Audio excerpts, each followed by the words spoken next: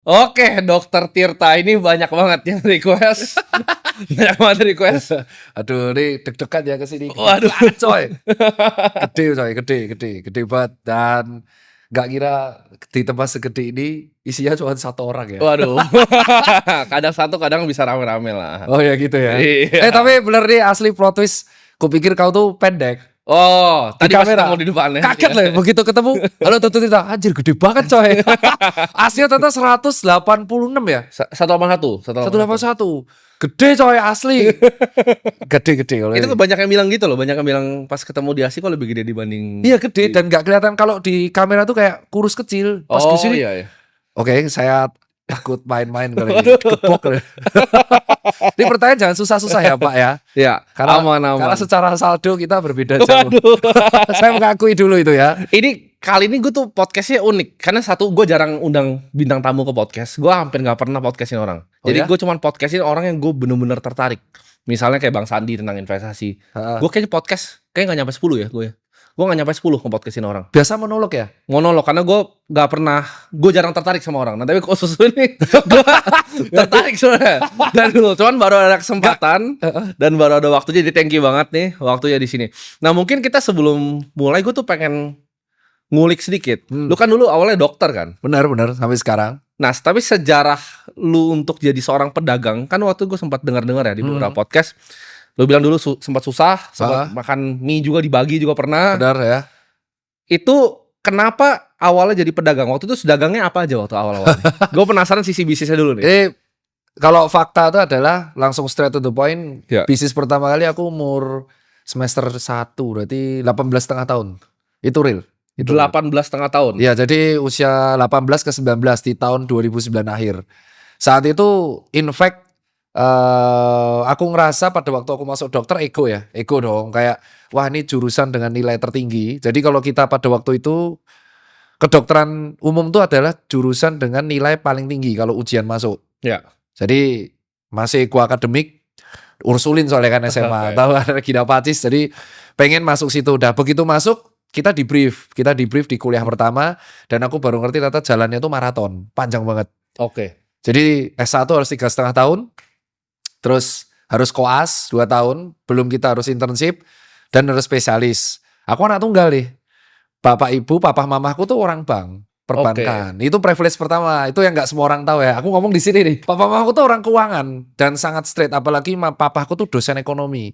Oke, jadi orang bank dan juga dosen. Iya, dosen ekonomi. Jadi privilegeku di situ. Jadi akhirnya aku ngerasa, aduh nih kayaknya kalau maraton kayak gini keburu orang tua aku mati, aku belum kelar-kelar. Itu realistis tuh. Oke. Jadi di semester 2 aku mulai dagang dan hal yang pertama aku jual itu power balance, Pak. Yang ini ya, yang dipakai di tangan itu ya. Iya, dan aku malah jadi distributor di Jawa Tengah. Nah itu gue pengen nanya nih, ini boleh juga sekali gue nanya ya. Power balance kan zaman-zaman kayak gue zaman SMP atau SMA waktu itu ada ya. Lu umur berapa sih? Sekarang 24. Gue 24. Anjir 10 tahun di bawahku. Iya, 10 tahun. Lo udah kaya gitu mau ngapain di sisa hidup? Ya pantes lah, gabut banget. Aduh, itu power balance itu beneran atau hoax? Enggak. Kan lu kuliah dokter kan? enggak itu. Soalnya gue juga pas ditawarin teman gue tuh kayak sih ini. Katanya bisa apa kan lebih sehat ya katanya. Sebenarnya saat itu kan kalau nggak salah yang jual itu adalah di official, kalau nggak aku sebut merek tuh Point Break sama Planet Surf. Dan aku ingat banget itu jualnya sekitar 400-600 ribu. Dan itu viral gara-gara. Berarti gue kayaknya ditawarin yang KW waktu itu mahal. Ini lucu banget. Dan ternyata itu tuh viral gara-gara yang make mulai pebasket. Oke. Nah, pebasket mulai make nih. Terus viral kan karena aku kan kaskusan. Aku kaskus. Jadi shout out to Andrew Derwis, aku kaskus. Ternyata di forum pada mendebatkan itu. Aku beli ori satu di Point Break. Dan aku beli yang dari kaskus. Gak ada bedanya, Pak. Oh. Bedanya itu cuma hologram. Oke. Jadi akhirnya aku berpikir, ini ori semua nih bagiku nih. Udah aku cari supplier. Terus aku jual lah di kampus.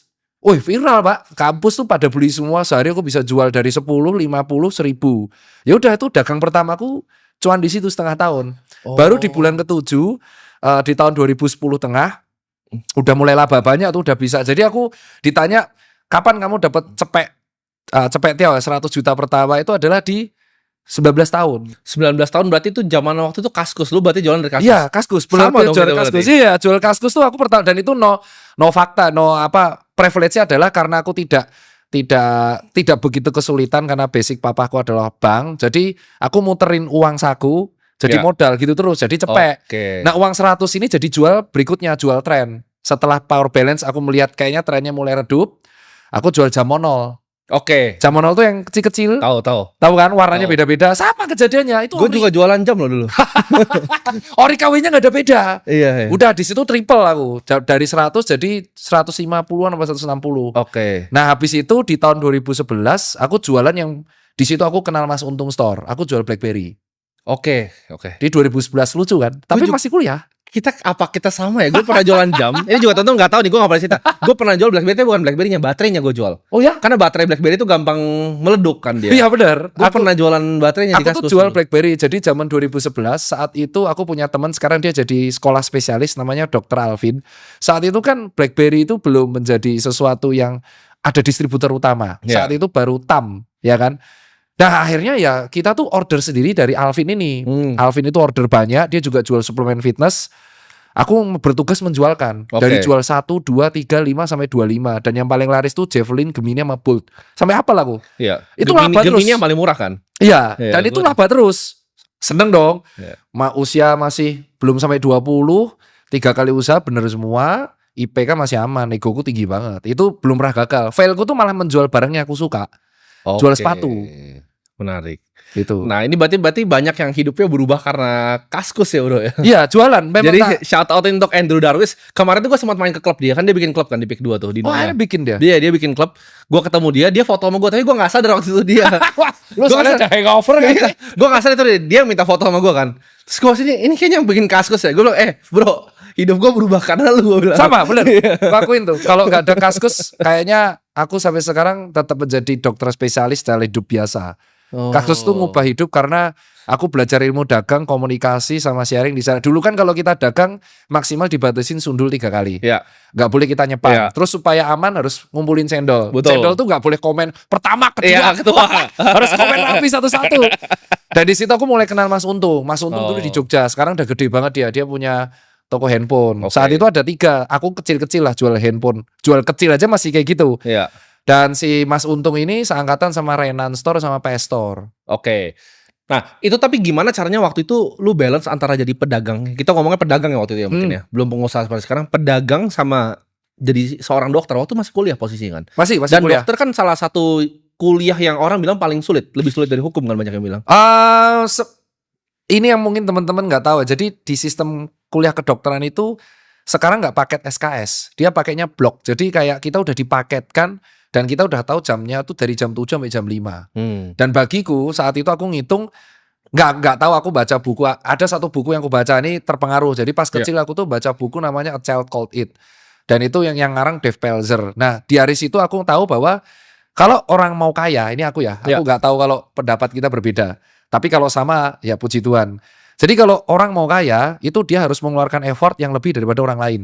Oke ya. Nah, orang normal saat itu melihat bahwa habis kuliah ya 9 to 5 pulang, garap tugas, tidur. Dan aku merasa saat itu hidupku kalau mau berubah ya aku harus mengeluarkan effort yang lebih, dan effort lebih itu kugunakan buat dagang. Jadi ya 7 jam kuliah, 5 jam itu dagang, 2 jam itu bisa buat belajar, sisanya tidur. Jadi aku praktis tuh bisa setahun nggak pulang Solo, padahal mudikku cuma Solo. Solo Jogja tuh deket, kampungku Solo. Bisa nggak pulang? Yang setahun aku bisa nggak pulang, tahun cuma sekali, pulang cuma sekali karena ngurusin dagang, COD sana sini. Oke. Nah itu kan waktu itu sempat lu transisi ke usaha cuci sepatu kalau gua nggak salah sampai Ya itu beberapa cabang, 2013. kan? 2013. Nah apa yang bikin pertama kali idenya usaha cuci sepatu itu? Inspirasi dari mana? Inspirasinya, jadi ini kan tadi aku bilang 3 kali usaha aku laba terus. Ya. Nah yang keempat ini ego. Jadi aku berpikir aku laba terus nih. 3 ini aku nggak suka. Aku suka sepatu. Dan saat itu aku bertugas pengen menjualkan barang yang aku suka, yaitu sepatu. Kebetulan sepatunya brandnya namanya Macbeth. Dan saat itu Macbeth viral banget. Belum, sekarang udah comeback tapi nggak seviral dulu. Dulu ada band-bandan namanya Blink 182, sampai sekarang masih ada. Jadi aku ngeborong Macbeth semua. Ternyata POV ku sebagai penghobi dan POV ku sebagai customer tuh berbeda. Jadi aku cenderung kulak, kalau orang bilang pedagang ya kulak, itu yang menurutku suka, keren. Ternyata ya nggak nggak works, nggak laku. Nah, itu titik rugi pertama. Akhirnya kenal di Kaskus, ada sebuah forum lagi. Nah ini nyelamatin tuh. Kita jebul forum, ternyata forum itu namanya Sneaker Addict dan itu jual beli. Selain dia ngobrol tentang sneakers, dia jual beli sepatu bekas. Oke. Nah pas jual beli sepatu bekas, aku dapat nih customer pain point-nya. Ternyata kalau jual beli sepatu bekas, sepatunya itu gak dibersihin. Oke. Dan saat itu pembersih masih mahal, terkenal di Jakarta, di Kemang doang yang bersihin sepatu.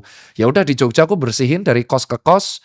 COD masih ingat aku COD dan COD-nya itu masih ada di depan 3 Second di Jalan Kaliurang. Nah, awal puncaknya itu ya makanya kalau kita berusaha lebih pasti akan ada alam yang membantu.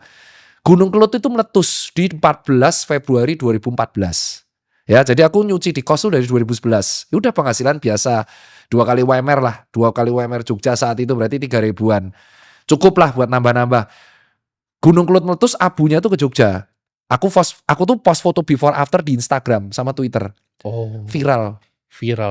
Fotonya viral, ya udah the rest history. Habis itu aku September buat toko pertama, buat toko kedua, toko ketiga, dan aku setuju sama statementmu yang bilang kalau bisnis belum menjamin tete bengek, jangan ngajuin debt. Ya, sampai sekarang aku belum punya debt. oke.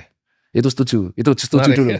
Itu setuju. Aku suka Setuju. statementmu itu. Iya. Itu aku nggak punya debt dan aku hanya muterin equity laba dari equity, ku puterin yang karena bapakku dosen ya aku low risk ya. Jadi equity dari toko 1 jadi toko 2, toko 1 2 jadi toko 3 gitu terus sampai sekarang. Oke, itu berarti yang cuci sepatu. Berarti Iya. lu pernah juga punya, kalau gua salah, titip sneakers. Nah, gue pengen nanya, kenapa bikin bisnis yang titip sepatu? Oh, Titip jual sepatu. Karena gini, ini pengalaman gue ya, dan gue lumayan kenal banyak orang yang di industri ini juga, yang besar-besar, dan itu sebenarnya kan banyak yang nggak tahu itu sebenarnya bisnis yang tidak terlalu menguntungkan kan sebenarnya. Karena satu, lu nggak bisa kontrol stoknya, lu nggak bisa kontrol pricingan itu sepatunya orang, lu mesti ada beban autentikasi, lu mesti ada shipping dan segala macem, logistiknya berat. Betul. Dengan margin cuma 10-30%. Ya betul, tepat sekali, nggak ada beda ya. Tapi salah satunya jadi gede di Cake Avenue. Iya. Ini menarik nih, tadi riset karena data. Oke. Jadi di Instagram itu aku titip jual itu lewat Instagram. Namanya dulu Cipeng Store. Itu julukan awalku terus jadi Cipeng Store itu yang membuat awal mula Instagramnya Tirta dari 10.000 menjadi 150.000 tuh Iya. Cipeng Store. Alasannya simple karena aku punya industri cuci sepatu. Aku tuh saat itu kan belum ada AI semasif ini, belum ada sumber data. Aku juga belum tahu cara analis data, belum bisa connect engineer. Aku hanya pakai cara bodon kalau sepatu yang paling sering dititip jual itu adalah sepatu yang paling sering demand-nya paling tinggi. Oke. Relate ya. Jadi aku gak peduli tuh karena costnya kan cuma markup 100.000, sehari paling laku 10 itu cukup bisa buat bayar pulsa atau gaji admin. Tapi kita tahu misalkan di bulan Oktober yang titip jual tertinggi Fans Authentic saat itu. Berarti aku akan buat konten YouTube Fans Authentic dan aku akan ngebuat promo cuci sepatu khusus fans. Oke. Jadi aku mempelajari bahwa titip jual itu kita akan bisa mempredik tren sepatu apa yang lagi dicari sama market saat itu. Oke. Tapi memang gak ada labanya, itu betul. Labanya tuh sangat boncos. Dan aku termasuk angkatan pertama sebelum Lucky Cat, Unbranded dan kawan-kawan. Oke. Dan gara-gara itu bisa nebak. Yang paling sering dititip jual di 2018-17 tuh Vans. Oke. Terus 2019 tuh peralihan ke Jordan, Chicago, Off-White semua. Ya. Sampai akhirnya aku udah tutup karena sudah gak ada waktu. Sekarang datanya kan aku sudah punya CTO kan yang bisa mengolah. Ya dari situ kita bisa mempredik, oh ternyata hari ini yang demand tertinggi sepatu lari, maka kita akan membuat movement lari, that's it. Oke, menarik. Jadi itu memang awalnya sepatu berarti karena kecintaan kan. Ya, Tapi kalau sekarang gua tanya, bisnis Dokter Tirta ini ada apa aja, Dok? Oke, ya Yang sekarang digeluti itu apa aja, dan apakah personal brandnya ini termasuk ke dalam bisnisnya. bisnis juga? Ini pertanyaan menarik nih. SPT ku tuh tinggi tuh, sempel. Aduh, ya ampun, nyetor pajak. Bukannya bagus SPT tinggi? Betul, penyetor tertinggi ya kan, penyetor termasuk tinggi, jadi seneng lah. Bisnis utamaku yang nggak semua orang tahu aku adalah aku tuh konsultan beberapa perusahaan. Oke. Itu yang pertama ya. Jadi aku menjual intelektual yang aku punya itu untuk konsultan beberapa perusahaan di bidang fashion dan FMCGs. Oke, jadi kayak Strategis. manajemen consulting lah. Iya, strategis lah. Itu yang pertama dan itu memang ya karena bayarannya hour ya dan itu karena ya itu alasan kenapa pajaknya jadi progresif gede banget. Jadi yang pertama adalah aku konsultan strategis manajemen di beberapa perusahaan dan itu real. Ada berjalan udah 4 tahun. Oke. Yang kedua itu adalah justru Susan Care-nya. Itu bisnis yang harus tetap akan ada karena itu bisnis yang settle lebih dari 12 tahun di aku. Iya. Oh, Itu udah 12 tahun berarti 12 tahun. Tahun ini tahun 13. Dan itu nggak bisa ku apa-apain gitu. Nggak bisa ku eskalasi itu yang mentoknya segitu, ku turunin nggak bisa. Jadi dia growth-nya paling 2%, 5%. Tapi harus tetap ada. Karena itu ya? sejarah. Oke. Historical. Bayi lah itu. Bayi itu nggak bisa. Itu ibarat Oke. kau punya anak pertama kau jual nggak mungkin. Oke. Itu harus ada. Terus yang ketiga, itu aku ada yang namanya 4Wave. Dia itu marketing consultant. Jadi beda Oke. sama yang pertama ya. Kalau aku yang personal ini marketing consultant. Dia khusus ngurusi Itu bisnis. personal atau ada banyak konsultan lain? Kalau ini banyak konsultan lain. Itu khusus untuk skala bisnis yang di bawah 15M per tahun. Oke. Karena kan banyak UMKM yang small medium enterprise. Kalau bayar aku langsung nggak kuat, dia bayar perusahaan-perusahaan. Ya itu si 4Wave. Terus yang keempat itu adalah aku jual beli aparel. Jadi Oke. aparel brand lokal. Itu idealis. Itu bisnis rugi. Oke. Semua orang pengusaha pasti punya satu bisnis idealis yang rugi. Oke. Nah itu aku punya nih. Ini aku suka karena aku masih suka sepatu, aku masih suka koleksi outfit. Itu Ya. tokonya di Post Blok. Itu boncos tapi aku akan hidupkan terus karena aku bisa senang aja ketemu customer memilih sepatu. Yang Oke. terakhir itu bisnis terkait profesi utama. Tidak aku suka tapi harus aku lakukan. Oke. Itu klinik wellness dan dermatologis. Oke. Karena aku suka sport, partnerku banyak dermatologis, kita membuat barang itu di Yogyakarta. Oke. Itu 5. Kalau personal brand apakah masuk ke situ? Apakah lo take endorsement dari luar untuk semacam media placement-nya atau gimana? Jujur boncos. Semua konten yang aku buat itu rata-rata kayak contoh di Instagram dan YouTube itu adalah personally dari OPEX-ku sendiri. Cost pribadi berarti Cost pribadi. Dan itu memang dibuat untuk mendekatkan aku pada si customer.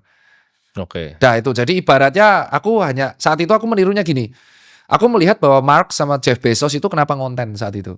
Aku melihatnya. Terus kenapa mereka atletis. Jeff Bezos itu bahkan latihan MMA. Terus Mark itu kemarin 5K-nya aja di bawah 20 kilo. Jadi aku Ya. melihat kenapa orang ini konten gitu. Terus akhirnya yang aku lihat, oh berarti mereka menjadi BA perusahaannya sendiri. Nah itu yang aku lakuin. Oke. Jadi Jadi kalau- nanti ada pertanyaan tentang Jeff Bezos di belakang. Iya kan? Ini menarik. Jadi aku tuh menganggap orang-orang ini aneh ya. Kenapa Elon Musk tuh sampai membeli medsos. Jadi aku melihat, oke berarti CEO yang jadi personal brandnya di maintain itu dia akan menjadi BA perusahaannya. Cuman ada plus minusnya. Ya. Kalau kita menjadi BA perusahaan sendiri, kita salah statement, habis itu perusahaannya. Ya, kepleset abis. Kepleset habis. Dan aku pernah kejadian gitu berkali-kali. Oke. Pas COVID. Oke. Rontok tuh aku pas COVID tuh rontok. Aku dari situ aku belajar berharga banget. Jadi aku melakukan personal brand itu untuk pure mendekatkan diri pada customer. Ya. Nah kedua, nah ini yang lucu. Apakah dapat duit dari endorse? Rata-rata brand yang masuk ke aku itu justru akhirnya menawarkan kolaborasi dan bulking konsultan. Jadi kalau endorse itu kan kayak gini. Kamu buatin konten ya, terus nanti bla bla bla bla. Mereka tuh enggak, mereka ngelempar. Aku punya isu ini, menurutmu apa yang bisa aku lakuin biar ininya selesai. Jadi akhirnya aku menjual solusi. Nah itu ternyata dari beberapa hal yang aku lakuin di medsos. Oke. Ya kayak contoh aku memperlihatkan kemarin di YouTube aku edukasi mengenai mitos fakta kesehatan. Endingnya tuh ada brand yang datang, menurutmu gimana nih deliver message-nya ke masyarakat biar campaign ini berhasil. Ya. Nah itu yang aku lakuin. Oke. Jadi kalau dibilang endorse, endingnya adalah dia meningkatkan portofolio untuk konsultan fee-nya. Ya. Ya udah berarti ada duitnya. Menarik. Nah, lo kan sekarang seorang bapak ya. Iya. Nah, apa perspektif yang berubah? Kan tadi Dokter Tita sempat bilang, Dokter Tita yang dulu ketika masih kuliah itu egonya tinggi sekali, pride-nya tinggi sekali. Nah, perspektif apa nih yang berubah ketika lo jadi seorang bapak? Sangat beda jauh sekali sih. Oh kamu belum punya anak ya? Belum. Oh ya 24. Ya benar. Aku melihat diriku yang dulu tuh kayak kamu. Persis. Jadi mirip-mirip anak muda, tapi uangnya nggak sebanyak kau ya. Itu disclaimer dulu ya. Disclaimer dulu. Nolnya itu beda 2 ya. Jadi sangat ruwet itu. Jadi bayangkan anak muda saat itu yang saldonya nggak sebanyak kamu dan aku belum pernah failure. Aku selalu meneruskan prestasi. Jadi aku tuh tidak bisa dengerin opini orang. Sangat fatal dulu. Aku sangat fatal dulu nggak bisa dengerin opini orang. Dan aku merasa sampai sekarang pun masih sulit tapi sudah bisa terkontrol. Kalau dulu tuh unkontrol karena aku anak tunggal. Aku nggak biasa terima salah. Ini bener bedanya. Aku nggak bisa terima salah di akademik selalu nomor 1. Jadi aku merasa diriku harus nomor 1 terus. Oke. Itu yang dulu. Dan bener, itu bener kejadian. Oke. Tapi yang berubah adalah ketika anakku membesar, itu goalnya berubah semua. Oke. Goalnya berubah. Dan yang paling kelihatan itu adalah jika di dulu aku mengejar uang, itu beneran aku ngejar uang, karir, karir pet, uang, saldo dan kawan-kawan. Yang ku kejar sekarang adalah legacy. Itu agak berbeda ya. Nah, legacy di sini maksudku adalah aku merasa kalau aku mati, kayak sometimes atau suatu saat nanti aku akan mati, terus uang itu akan ya udah that's it. Anakku akan dapat warisan, anakku akan selesai, kelar. Dia nggak akan mengenang aku sebagai yang menelurkan apa lah, ya udah. Ya. Jadi aku merasa harus ada legacy biar dia itu ketika dia nanti gede dia tahu aku siapa. Nah itu yang ku lakuin sekarang. Oh bapaknya itu ternyata membuat usaha. Oh bapaknya itu tetap kuliah lagi. Bapaknya akhirnya membuat health. Jadi dia tuh nanti akan struggle. Yang ku takutin kalau dia itu hanya dapat uang besar banyak banget. Dia akan menjadi sosok yang sangat tidak mau untuk berusaha keras. Karena dia udah tahu dapat warisan gede kan. Ya. Nah itu akhirnya aku fokus untuk membangun legacy biar anakku itu tidak menjadi seperti aku yang zaman muda. Itu yang ku takutin banget. Oke, tapi apa value utama yang lu pengen tanamin justru di anak lu ini? Proses sih. Oke. Proses. Dan proses tuh semua orang tuh sekarang pengen result ya. Itu terjadi gara-gara jadi orang tuh pengen cepat-cepat merasakan kepuasan dan kekayaan, terutama cowok-cowok usia 17 sampai 24. Ya. Dan mereka tuh gak bisa sabar, kayak contoh, wah kita gak bisa sabar tiba-tiba di usia 24 dia ngerasa gini-gini doang terus nyerah gitu aja. Ya. Jadi aku merasa mereka harus punya proses. Nah itu yang value yang pengen ku tanemin ke dia. Dan dia tuh pada waktu anakku tuh pada waktu sekarang sudah mulai paham mengenai aset ya. Enak ya apa? Aku gak mau dia ngerendahin orang lain yang asetnya di bawah dia. Jadi aku selalu menerangkan kamu tuh bisa kayak gini karena privilege. Karena aku dan mamahmu juga dokter spesialis. Jadi kamu harus tahu kita privilege kan kita divorce ya. Tapi masih akrab aku udah punya keluarga baru tapi aku harus rutin ke Jogja. Jadi aset mamahmu aja gede, asetku gede. Jadi jangan sampai kamu terjebak dalam itu ya. Itu yang aku ajarin terus. Aku takut kalau nanti dia gede malah memanfaatkan asetku jadi arogan kemana-mana malah jadi tukang bully, repot aku nanti kan. Jadi aku nggak mau dia menjadi seperti Tirta yang pas muda karena itu sangat dangerous ya. Oke, menarik banget. Ini akan masuk ke pertanyaan yang gue sekarang beneran pengen tanya ini. Gue dari dulu udah lama pengen ketemu dan gue pengen tanya nih, ngopi dulu ya. Ngopi dulu karena ini pasti pertanyaan spontan ini. Nah, kan tadi lu sempat bilang soal COVID. Nah ini juga sesuatu yang sangat menarik buat gue. COVID itu adalah fenomena yang sangat menarik. Kalau gue lihat secara sosial dan juga secara keuangan. Nah bagaimana tanggapan lu terhadap statement gue ini ya? Menurut gue COVID itu real, virusnya itu ada. Tapi itu social engineering yang ada di belakangnya dan orkestrasi itu luar biasa untuk tebar vir. Statementmu ini sebenarnya nggak ada bedanya sama statementku zaman dulu. Cuman aku berakhir di rujak. Oke. Habis itu aku. Aku ingat banget. COVID-nya tuh ada jelas. Ya. Pandeminya tuh ada, itu jelas. Dan aku masih ingat banget videonya tuh masih beredar bahwa solusi saat itu adalah kalau misalkan COVID itu masuk di lingkungannya masih kecil, itu bisa di lockdown. Dengan kita melockdown satu tempat, itu akan mengurangi potensi efek domino di tempat lain. Ya. Itu habisku pertama. Karena aku dituduh sok tahu saat itu. Nggak kita akuin lah. Kalau misal kita masuk nih satu daerah ini kita lockdown, dia nggak akan nyebar kan. Ya. That's it. Tapi faktanya kan nggak. Itu aku habis tuh pertama di rujak tuh. Yang kedua adalah ketika aku mengatakan bahwa reaksi kita itu paniknya memang luar biasa berlebihan. Ya, at the end kita tuh nggak bisa ngapa-ngapain. Ya. Aku udah ngomong itu. Aku mengeluarkan edukasi yang sangat kontroversial saat itu. Aku masih ingat, yaitu edukasinya bahasa Jawa ya. Mangan masker. Aku ingat banget, aku ngeluarin edukasi itu. Ya kita tuh solusinya makan masker. Makan masker. Aku tuh diketawain ngeluarin edukasi itu. Karena saat itu dikatakan, ya kamu tuh meremehkan COVID. Aku akhirnya mengcounter, ya kita bisa ngapain? Saat itu vaksin belum keluar. Ya. Terus kita di dalam rumah. Nggak ngapa-ngapain. Ya kita akan mati coy kelaparan. Ya. At the end aku mengatakan ya kita hanya bisa menjaga daya tubuh kalau nggak olahraga. Ya makan makanannya bergizi. Itu yang pertama dirujak karena lockdown, yang kedua dirujak sejawat. Oke. Dan yang ketiga, aku tuh mengkritik soal APD. Karena mahal banget. Saat itu aku ingat banget aku membantu menyumbang APD dan itu boncos cok. Masa satu APD bisa 1,5 juta. Oh iya, dan malah dinaikin harganya. Padahal orang-orang butuhin 95. Saat itu yang dapat apresiasi. Dah, jadi satuan PCC 2 boncos. Nah, yang terakhir ini di 2021. Ingat kan saat itu ada Delta. Ya. Terus ada new normal. Saat itu aku bilang adalah kita harus mulai terbiasa sama virus ini. Kalau enggak, ya kita enggak akan bisa survive.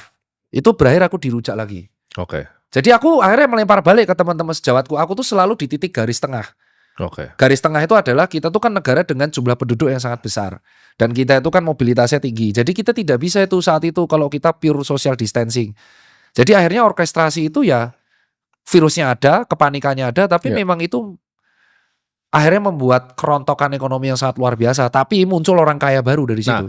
Ini kita ngomongin soal kerontokan ekonomi, karena ini yang gue pengen tanyain. Karena COVID itu gue melihat sebagai salah satu agenda untuk meriset dunia ini. Karena dengan COVID, bisnis kecil tuh banyak yang hancur berantakan. Ini kita ngomong di Amerika aja deh, nggak usah di sini ya. Sini juga mungkin mirip ya. Tapi bisnis yang besar, apalagi seperti bisnis-bisnis yang TBK kalau di Amerika, Fortune 500, itu naiknya 3 kali sampai 4 kali lipat sampai sekarang. Apalagi kalau kita ngomong Big Pharma itu, Pfizer dan lain-lain itu teman-teman itu luar biasa ya untungnya. Iya. Tapi apakah itu sebuah orkestrasi? Karena yang pertama gue lihat itu seperti ini. Awalnya gue pas pertama dengar COVID 2019 itu gue takut juga, ya kan. Gue takut, gue jual semua saham gue. Gue kan dulu pemain saham di Indonesia, gue jual semua saham. Gue tuker mata uang gue ke Swiss franc waktu itu dan kebetulan naik tinggi sekali. Tapi itu karena gue takut sebenarnya. Karena gue takut ini ada sesuatu yang luar biasa. Karena conditioning medianya tuh luar biasa. Ya benar. Di shot dari helikopter, ada kuburan kebakar. Iya. Pertanyaan kayak gue, itu lu kan sebagai dokter kan, pasti banyak teman-teman dokter. Itu beneran ada nggak sih tempatnya? Atau itu waktu itu karena nggak pernah ketemu lagi loh gue. Sekarang gue coba cari kemarin sebelum podcast ini, gue coba cari di YouTube dan coba di source lain di luar YouTube, di Rumble, di berbagai macam web sampai di dark web itu gue nggak ketemu lagi yang ditayangin di TV, yang shot dari helikopter terus kuburannya kebakar dengan api semua itu nggak pernah. Oh kalau itu aku nggak tahu, kalau yang itu aku udah nggak tahu. Tapi gue lihat dengan mata kepala gue sendiri di TV itu waktu itu shotnya tuh. Kalau orang takut. Kalau kuburan massal yang di Indonesia tuh yang wafat karena COVID itu jelas real. Itu real ya. Real, yang wafat karena COVID itu real. Jadi ini bisa diterangin kan. Itu orang akan bertanya. Ini harus dijawab ya. Jadi orang yang meninggal karena COVID mayoritas itu memang mereka ada comorbid. Itu betul. Jadi ini kan pasti dulu dihujat aku sama beberapa sejawat. Jadi bukan tiba-tiba COVID, terus misal amit-amit kena ke Dokter Tirta atau Timothy, terus besoknya 5 hari, 14 hari mati. Rata-rata, ini harus real juga, dari data pun menunjukkan orang yang wafat karena COVID itu rata-rata punya 3 komorbid dari 3 penyakit ini. Kalau nggak penyakit terkait jantung, penyakit terkait diabetes, satunya penyakit terkait autoimun. Itu rata-rata wafat. Jadi makanya kalau kita lihat, dia tuh sudah ada riwayat penyakit jantung, sudah ya cepat atau lambat, COVID ini mempercepat. Kayak jalan tolnya untuk menuju maut. Ya tapi kan akhirnya ketika didata wafatnya pasti karena COVID. Oke. Clear ya. Jadi ini clear nih. Ini meluruskan dan ini pertanyaanmu kan. Kok bisa tinggi banget? Bayangin ada orang dia sudah stroke, terus gejala penyakit jantung banyak dan kena virus ini. Nah, kan kalau didata meninggalnya bukan karena jantung tuh. Iya, karena COVID. Iya dong pasti. Karena kan dia datang ke rumah sakit dalam keadaan demam dan panas. Iya kan? Tapi komorbid pemberatnya adalah jantung. That's it. Loh terus kok bisa kok komorbidnya jantung? Karena 60-80% orang itu tuh nggak sadar akan jantungnya. Dia nggak tahu jantungnya ini sehat apa enggak. Dah clear dulu kejawab. Jadi yang wafat karena COVID itu pure real. Tapi memang mayoritas disertai komorbid dan itu benar. Oke, ini kita ngomongin soal data. Clear dulu ya, nomor 1 ya. Terus yang nomor 2, apakah riset? Nah jadi dari berbagai pembicaraan, memang pandemi itu merontokkan sistem dan riset dari awal. Karena yang terdampak salah satunya adalah usahaku. Di 2020-2021, Susan Care itu 80% paymentnya cash. Ya, sisanya tuh debit. Dan hanya 5% yang menggunakan Kris atau GoPay. Shopee Pay itu real ya, itu real. Dan nggak ada yang delivery sama sekali. 2021-2022 tuh rontok aku, rontok. Terus habis itu 100% itu nggak ada yang pakai cash. Ini fakta nih, tadi baru mau gue tanya. At all. Ini at all sampai sekarang. Jadi semua Susan Care itu sekarang nggak ada yang pakai cash.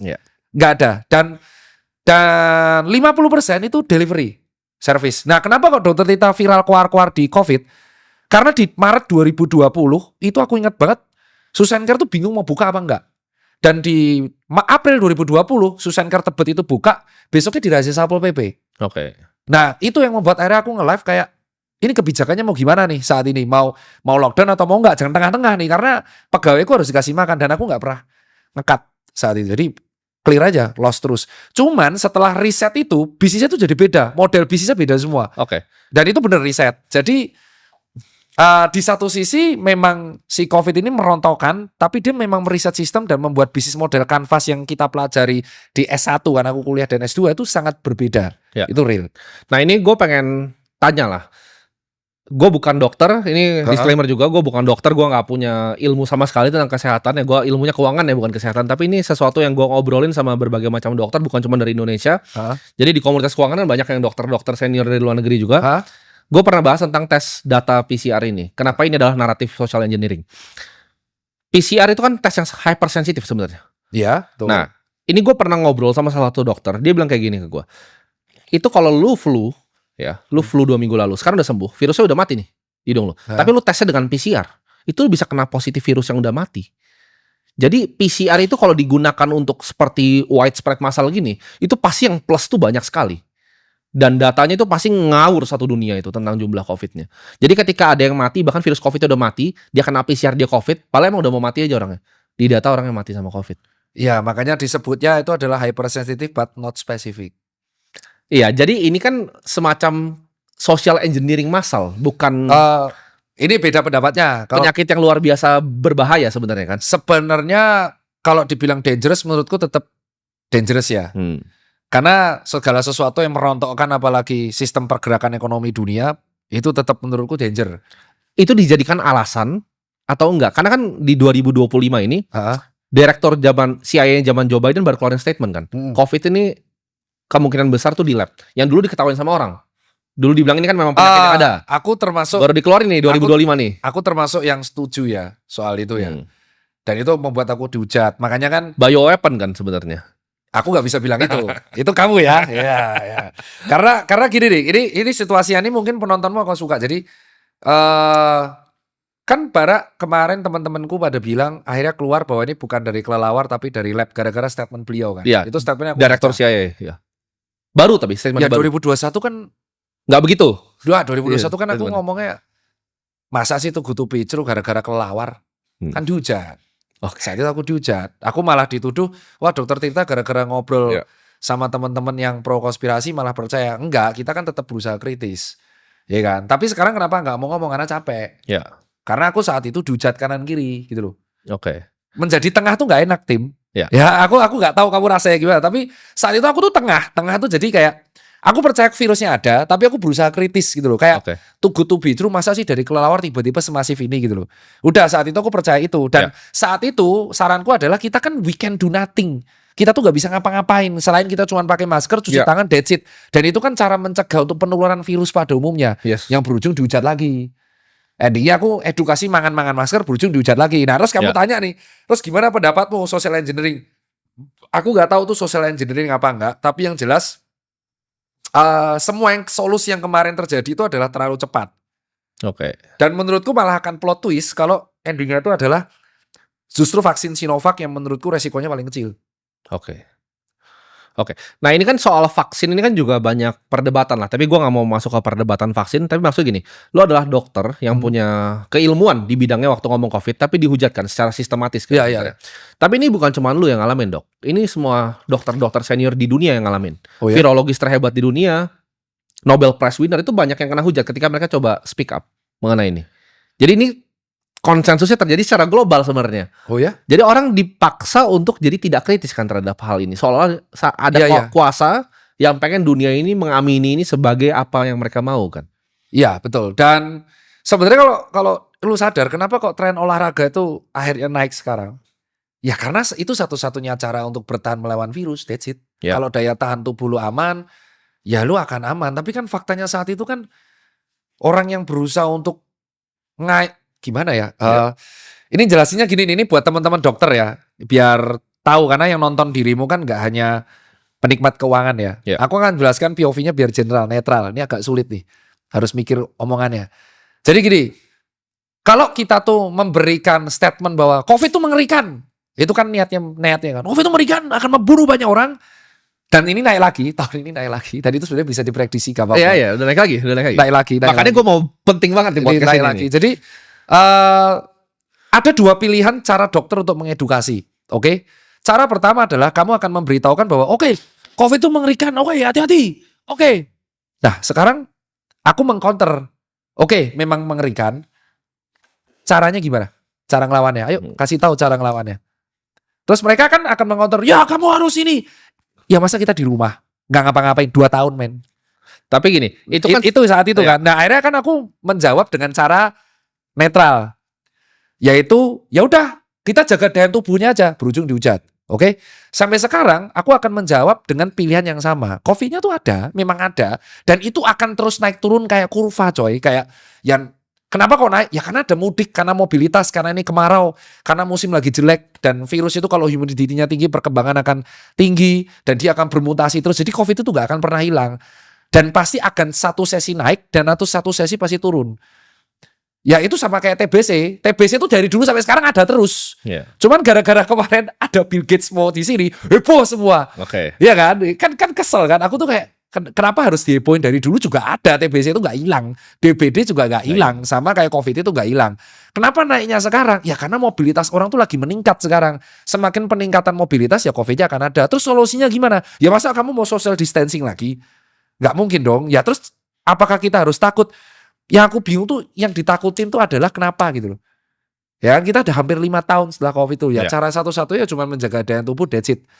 Jadi ya saat itu aku speak up tuh dihujat, beneran dihujat. Itu yang membuat akhirnya aku ngerasa kayak, oh ternyata aku nggak sekuat itu mentalnya, aku nggak sekuat ente ya, yang bisa baca. Gue keluarin statement yang sama waktu itu, dihujat juga. Aku tuh ingat statement aku cuma ngeluarin komen ini loh, mangan masker, intinya makan ya. Dokter kok menyepelekan, jancok, aku tuh gak ada menyepelekan sama sekali loh. Aku cuman bilang kita tuh gak bisa ngapa-ngapain. Ya kan, udah dituduh kanan kita yang vaksin. Apakah kita harus ambil vaksin? Itu kan pilihan masing-masing. Tapi kan diwajibin ada. Ya kan bukan salah saya yang mewajibkan. Bukan saya, bukan dokter Tirta yang mewajibkan. Kalau gue waktu itu orangnya kritis. Jadi ketika ada vaksin massal, gue kan tahu ada beberapa perusahaan doang yang bikin jarumnya itu. Dan ya gue belilah saham perusahaan-perusahaan dan untung luar biasa. Tapi yang menariknya untung untung luar biasa gue pas COVID, gue untung luar biasa. Gue langsung pikir beli jarum suntiknya, perusahaan yang bikin jarum suntiknya, karena itu jarum suntik mesti 3 kali kan belinya. Iya benar. Total jumlah penduduk Indonesia dikali 3. Jadi itu omsetnya naik luar biasa tinggi. Nah, polio banyak, hepatitis itu banyak kan sebenarnya penyakit-penyakit seperti itu. Itu tuh nggak pernah dikasih sesuatu yang gratis, Dok. Itu orang bayar kan? Bayar. Untuk anak kecil aja vaksin polio itu bayar. Oke. Kenapa vaksin itu gratis 3 kali? Itu yang gue mikir. Logistiknya dari mana? Gue secara pengusaha ya. Ini uangnya dari mana? Uang siapa? Ya, dan kenapa gratis? Itu nggak pernah masuk di gua. Lu polio dibiarin mati kok. Mereka nggak pernah peduli sama lu. Jadi para elit ini menurut gue nggak pernah peduli sama kalian. Nah, tapi kenapa yang ini dia peduli banget untuk masukin itu? Jadi dan gue ada beberapa lah teman-teman yang gue sebutnya orang kaya lah, orang kaya. Treatment di saat COVID dan orang biasa aja ini berbeda sekali, Dok. Contohnya, private jet travel itu naik paling tinggi pas COVID. Perusahaan kayak VistaJet segala macam tuh itu fact. Itu luar biasa, Dok. Kan gue punya teman-teman yang selalu naik private jet. Fact. Itu fact. Dan kayak fakta. Sebenarnya orang kaya itu nggak terlalu terdampak, Dok. Kayak mereka bisa ketemu keluarganya, naik jet ke luar negeri, landing di Singapura. Jadi nggak pernah ada lockdown untuk orang kaya sebenarnya. Lah ya betul itu, makanya kan. Nah, apakah ini jadi pengkondisian nih untuk orang miskin nih? Makanya itu. Buat karena gini, menurut gue itu banyak yang lucu, Dok. Contoh, lift kebalik-balik. Ini gue tuh nanya bahkan dokter-dokter ya. Gue nggak mau sebut nama, nggak enak. Banyak yang anggap ini konyol. Dokter Indonesia dan dokter luar negeri. Apa sih lift itu begini ke belakang pantat-pantatan? Saya gak ikut itu. Terus misalnya ada yang di depan itu makan dikasih apa namanya? Ini kayak penjara itu dikasih plastik. Dikasih plastik. Nah, itu menurut gua mereka yang bikin ini bukan mikir ini untuk kesehatan sih, buat lucu menurut gua. Karena ketika lu udah punya semua uang di dunia, yang lu pengen kontrol kan, lu pengen lihat ini nurut nggak? Compliance test menurut gua COVID itu. Siapa yang nurut, siapa yang enggak. Jadi lu pantat-pantatan ya. Di lift tuh lucu banget loh, Dok, semua. Mereka benar-benar kayak ikutin loh. Kan gue tiap kali ke mall gue kayak ini orang-orang tolol ya begitu. Terus ketika gue berdiri di tengah ada yang bilang, ada yang kadang toel gue kan bilang kayak ini ikutin Mas, nggak mau saya. Kamu suruh bikin saya ikutin. Dan gue di luar kamera, Dok, gue nggak pernah pakai masker. Jadi di luar kamera ada yang bilang, oh Timothy dulu pernah ada di pakai masker di kamera. Itu karena teman-teman gue tuh suruh gue pakai, itu pun turun-turun kan. Karena di kamera waktu itu sangat nggak lazim dok kalau di kamera. Habis aku. Habis pasti. Bahkan 3 Siapapun pasti habis tuh. Iya. Tapi gue sebenarnya ketika gue jalan-jalan ke Bali, ini personal gue ya, gue nggak pernah pakai masker. Kita masih bikin party di villa, masih aman. Tapi itu kan statement yang memang dikeluarin oleh beberapa banyak orang sebenarnya, bahwa yang dirugikan dari COVID itu sebenarnya adalah orang kaum menengah ke bawah. Menengah dan ke bawah. Iya. Dan itu yang kita speak up kan sebagai dokter. Gitu loh. Jadi dokter dulu tuh kebagi dua. Kita bicara belak-belakan ya. Jadi dokter saat itu kebagi dua.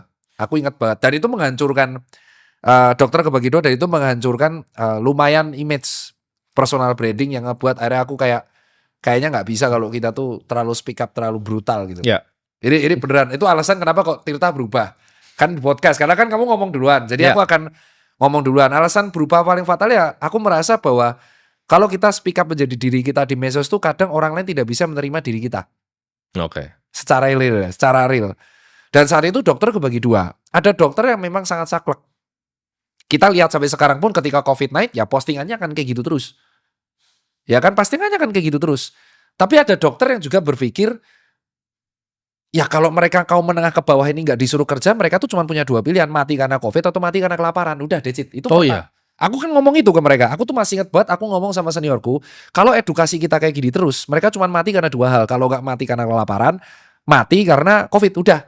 Ya mereka mesti akan milih yang mati karena COVID dong. Iya. Karena setidaknya kan untung-untungan. Alah, paling nanti ketularan. Kalau ketularan juga belum tentu mati. Tapi kalau mati kelaparan, nggak makan, itu pasti. Maka mereka memilih yang kedua kan. Ya udah, kita beresiko, kita cari uang 9 to 5, terserah. Yang penting kita adaptasi, new normal, endingnya kan kita akan ketularan juga. Bener ya? Ya. Tapi kalau kita edukasi yang kedua tuh masih dihujat, tim. Nah itu kan endingnya aku tuh di cancel. Ini ya, aku masih ingat banget. Dan itu aku memaafkan tapi gak akan pernah melupakan. Aku tuh ingat banget edukasi mengenai mangan-mangan masker terus viral, dan aku kepergok nongkrong di cafe Holy Wing. Oh. Ya kan? Ya. Investmu kamu kan. Iya. Aku dihujat itu. Aku dihujat habis di situ. Oke. 1 tahun kemudian semua orang ngikutin. Yang hujat kan? Ya. Dan itu aku 2 kali tuh dihujat. Pertama kali aku setelah kayak gitu, aku edukasi, dan aku tuh edukasinya tidak saklek loh. Iya, Aku edukasi bilang, aku dihujat gara-gara rangkulan sama temenku di Holy Wing, aku ingat banget. Terus kedua aku dihujat gara-gara edukasi mangan-mangan masker. 1 tahun kemudian orang lakuin semua. Ya. Dan itu gara-gara dihujat itu ada 2 brand besar itu nge-cancel jobku. Oke. Sepihak. Jadi benar-benar udah DP-nya diambil mas, kita nggak perlu. Oh. Wow, itu masih inget banget aku masih inget 20. Jadi ini sistematis kan sebenarnya. Ya, Apakah itu cancel netizen beneran atau sistematis? Aku keselnya saat itu cuma satu adalah, at the end 1 tahun kemudian orang melakukan apa yang aku lakukan. Nah, dari pengalaman lu waktu itu, Dok, itu menurut lu sistematis Oh ya, kalau serangannya itu sistematis. Itu kan alasan atau aku marah. netizen? Kalau Ya. menurut gua bukan cuma netizen biasa begini. Enggak, kalau kan. itu tuh Sistematis kan? enggak, aku masih ingat banget itu Holy Wing sama aku update. Ya. Dan saat itu aku bisa jujur ya, bisa tanya sama Ivan. Iya. Ivan itu manggil aku untuk diskus rapat. Ini enaknya mau diapain? Apakah kita tuh mau kolaps aparel? Terus kita akan menjual aparel ini. Terus nanti kita membagikan nasi bungkusnya Holy Wing. Iya. Saat itu Holy Wing ngeluarin nasi. Yuk kita. Terus habis meeting, minum, rangkulan, ambiar coy. Ambiar itu 2 hari 2 malam. Habis aku. Dan yang hujat aku, kau tahu siapa? Siapa? Dokter. Oke.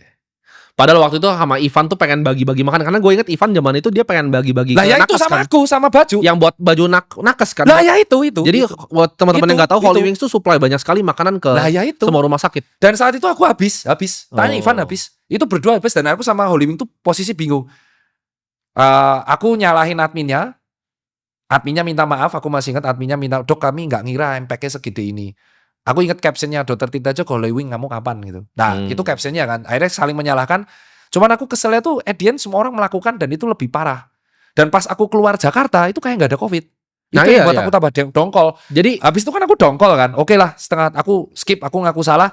Terus aku di relawan tuh dicopot. Gara-gara kejadian itu aku gak jadi relawan lagi. Wah, Iya. chaos banget lah habis itu. Walaupun sehubunganku sama Ivan tetap membaik ya. Dan itu aparel masih ada, masih dead stock. Jadi Iya. kalau mau beli gak apa-apa. Dan saat itu kita bingung gitu. Dan setengah tahun kemudian kita tuh traveling ke luar Jakarta tuh kayak gak ada apa-apa.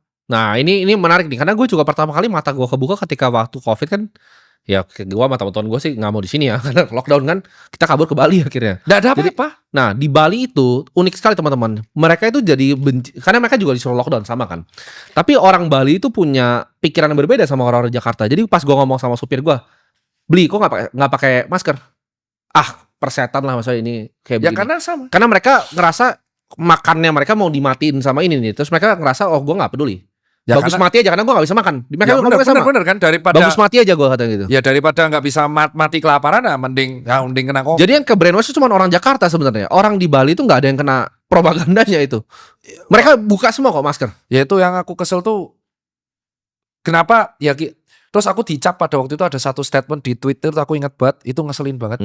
Aku masih ingat ada sejawatku bilang, gelarnya aja dokter, tapi attitude-nya ternyata aslinya tidak menghargai orang-orang yang mati karena COVID. Wah itu kesel banget aku sama statement itu. Aku ingat itu Framingnya jelek itu. framingnya jelek. Dan itu tweetnya viral dan itu yang ngeluarin dokter di Iya. Twitter. Aku masih ingat namanya, Dokter R. Akunnya hilang karena kemarin kena kasus. Kena karma kau kan. Nah jadi pada waktu itu hanya karena aku saat itu ke edukasi, aku waktu itu meeting sama Ivan terus Ya. ke framing, yang mana aku udah ke framing itu aku dihabisin sampai aku di framing bahwa aku tidak menghargai yang mati karena COVID. Oh, disangkutin. Sangkutin gara-gara ini orang-orang kayak kamu nih dokter, tapi gara kamu malah mengajari orang nongkrong, kamu tidak menghargai yang mati karena COVID. Wah buset, itu framingnya aku bingung tuh balasnya gimana. Sistematis kan framingnya. Ya framingnya bayangin kamu tuh duduk ya nongkrong bertiga minum, terus ada Ivan sama timnya seneng-seneng, terus tiba-tiba pagi-pagi kamu di framing orang kayak kamu itu dokter nongkrong, itu kamu tidak menghargai orang yang mati karena COVID. Buset, aku tuh gak ada menghujat orang yang wafat karena COVID, aku berbela sungkawa karena COVID. Tapi kan masa kita at the end tuh kita harus menghadapi virus itu. Ya. Terus 2021 kesel kan 2021 aku masih ingat. Orang melakukan apa yang ngelakuin. Persis coy. Persis 4 kali lebih parah. Dan at the end adalah ada yang mention, loh kok semua jadi Tirta Holiwing semua. Nah kan. Terus akhirnya di 2025 orang melakukan apa yang kulakuin, olahraga. Nih asal buat kalian tahu kenapa aku olahraga. Ini adalah counter opini dari 2020. Aku masih konsisten mengedukasi dan kalau kata Pak D, Ya, walk the talk. the talk, not only talk the talk. Itu bener, karena dari 2020 solusiku adalah makan, olahraga, masker. Dan aku lakuin Ya. sampai 2025. Nah, Jadi bener, kalau disebut sistematis, aku sempat dongkol saat itu. Karena oke. 2 hari 2 malam remuk, terus financeku tuh hancur. Ya. Tuh hancur. Jadi selama 2021 sampai 2022 itu aku super bleeding. Jadi ini yang gua rasa teman-teman nggak tahu, dan ini nggak cuma terjadi sama dokter Tirta. Mungkin dokter Tirta yang terjadi di Indonesia, tapi di luar negeri banyak dokter yang kayak dokter yang punya bisnis lain. Jadi ketika dia keluarin opini tentang COVID, virologis tuh ada yang terkenal. Iya. Virologis top, bisnis lainnya dihancurin dari belakang. Dengan cara tadi, misalnya dia punya, kalau dokter Tirta ada brand deal kan, dia punya bisnis yang lain dihancurin pakai cara yang lain. Mereka tuh punya caranya untuk Oh ya? lakukan ini secara sistematis. Jadi kalau orang keuangannya dijepit dan dari depan cancel culture-nya dijepit, pasti nyerah kan akhirnya. Iya. Bahkan lu waktu itu sempat diem juga kan akhirnya. Sampai sekarang kan? Sampai sekarang Tim. dia. Sampai sekarang. Sampai aku tuh. sekarang. Karena saat itu tuh, wah itu benar sesuatu yang kalian gak akan mau rasain karena tiap hari baca komen tuh gak enak. Padahal aku tuh hanya mengedukasikan. Intinya gini, kamu tuh gak akan bisa menghindari COVID ini. Iya. Ya kan gak bisa. Dia bukan bilang nggak ada virusnya kok, ada. Ya aku kan bilang, kita tuh bukan bilang virus ini gak ada. Kita tuh selalu bilang virus ini ada. Cuman kita tuh gak bisa menghindar. Orang kita gak bisa lihat kok. Iya. Nah, kita cuma punya pilihan tuh 3. Either kita menjaga daya tubuh, tetap bekerja, that's it. Kita nggak bisa di dalam rumah terus takut kayak sekarang COVID tiba-tiba naik. Ini kan Setuju. naik nih. Setuju. Nih hari ini aku nggak tahu nih tayang kapan ya. Iya, nah cepat ini. Cepat sekali. Tiba-tiba naik. Dar, ini kan naik nih, berita naik menjelang kurban naik. Terus kita mau ngapain? Pertanyaanku ke dokter masih ada. Terus kita mau ngapain? Iya. Apakah kita harus lagi kayak dulu duduk di rumah, deci terus waspada? Kan enggak. Benar. Apakah kita dengan cara kita mengedukasi dengan cara yang sama itu akan membuat COVID hilang terus DBD hilang? Enggak. Kita cuman akhirnya adalah menjaga daya tubuh, that's it. Karena kalau tanya sama semua dokter, obat penanganan virus apa? Bukan antibiotik. Ya cuman dia bed rest total, dikasih suplai protein, vitamin, B3, Setuju. tetes bengek 5 hari dia akan gejala membaik. Kalaupun dia meninggal itu amit-amitnya karena ada komorbid yang memberatkan dan saat itu kamarnya penuh. Jadi sebenarnya COVID itu membuka bahwa fasilitas kesehatan kita kemarin itu kamarnya penuh. Ya, Nggak cukup. Tidak memadai. Tidak memadai gitu loh. Jadi kalau mau pasiennya aman, fasilitasnya memadai. Bayangin ICU-nya cuma 4. pasiennya 100. Ya udah pasti 4 hidup, sisanya wafat loh. Nah ini pertanyaan terakhir dok, mungkin buat yang COVID ini mungkin pertanyaan terakhir. Waktu karantina dok, gue juga punya banyak teman yang suka keluar masuk sini. Ya, ini seru nih karantina nih. Karantina ini kalau orang yang menengah tadi, kita ngomong menengah ke atas sampai ke bawah deh, bahkan bukan menengah ke atas sampai ke bawah. Ini mereka disuruh di tempat khusus. Tapi kalau yang di atas banget, ini hotel bintang 5, terus keluar dari belakang. Kalau yang intinya ya, Kenapa bisa begitu kalau emang real? kalau itu aku nggak bisa jawab. Oke. Telak kalau itu. Karena aku nggak tahu ya. Tapi aku bisa jawab, memang COVID ini nggak berpengaruh apapun di orang yang sangat kaya. Kita ngomong di Singapura deh, bukan di Jakarta deh. Di Singapura bisa begitu. Kita ambil kesimpulan pokoknya satu, bahwa COVID ini nggak berpengaruh ke orang yang sangat kaya. Itu kesimpulan yang aku percaya sampai sekarang. Karena aku melihat justru karena COVID ini orang kaya tambah kaya. Oke. Aku melihatnya itu. Dan aku membaca artikel itu. Jadi kayak Oke. COVID itu justru membuat orang yang kaya itu jadi tambah kaya. Oke. Ekstrim kayanya. Gak masuk akal. Iya. Bener-bener kaya itu jadi gak masuk akal. Iya. Itu yang pertama tuh. Jadi aku merasa yang terdampak karena COVID ini adalah orang menengah ke bawah. Dan itu real. Orang-orang yang sangat kaya ini itu Iya. benar-benar gak terdampak sama sekali dan bahkan tambah kaya. Contoh paling simpel. Penjualan e-commerce tertinggi itu pas COVID. Oh ya, Amazon. Naik semua pas Iya. COVID. Ini setuju ya, setuju. Amazon tuh Penjualan tertinggi paling pas- gacor itu dia. Pas gacor tuh kan, terjualan tertinggi pas COVID itu semua adalah bisnis digital. Valuasinya nggak masuk akal. Iya. Terus penjualan nggak masuk akal, free shipping, promo nggak masuk akal. Itu semua terjadi di COVID. Ya tuh orang kaya baru. Sementara orang menengah ke bawah yang bisnisnya biasa-biasa aja itu yang kedampak. Ya. Makanya bleedingnya tuh nggak selesai-selesai. Sampai sekarang kan. Sampai sekarang nggak selesai. Efeknya sampai sekarang. Sampai sekarang nggak selesai. Tapi kalau orang-orang yang super kaya, dia nggak akan kedampak. Bener Ya. katamu yang kemana-mana superjet. Terus habis itu karantinanya di hotel bintang 5, dikasih makanan bintang Iya. 5. Kan ada tuh, kalau nggak salah hotel bintang 5 yang nyediain karantina wilayah. Ada. Kalau dia COVID, karantina di hotel Ada, bintang 5. ada. Nah, yang nggak punya uang, biye. Iya, Ya itu kan yang kita teriakkan dari kemarin. Oke. Tapi mungkin orang-orang baru berani ngomong sekarang. Dari kan COVID naik lagi. Iya. Terus ditambah kemarin yang paling aku krusial tuh, kenapa Mas Tirta nggak speak up mengenai uji coba vaksin TBC? Iya. Ya itu sesuatu yang nggak penting. Nggak coy. penting. Nggak Nggak penting. penting. Kenapa? Karena kenapa harus speak up? Ya yang ngedilin itu bukan dokternya. Ya kok tanya sama yang ngedilin, tanya sama pemerintahnya gitu. Jangan tanya sama kita. Terus ini COVID naik lagi, terus kita harus ngapain? Ya nggak ngapa-ngapain. Ngaso aja kan. Udah biasa aja, udah biasa aja. Kau nggak usah ngapa-ngapain kayak.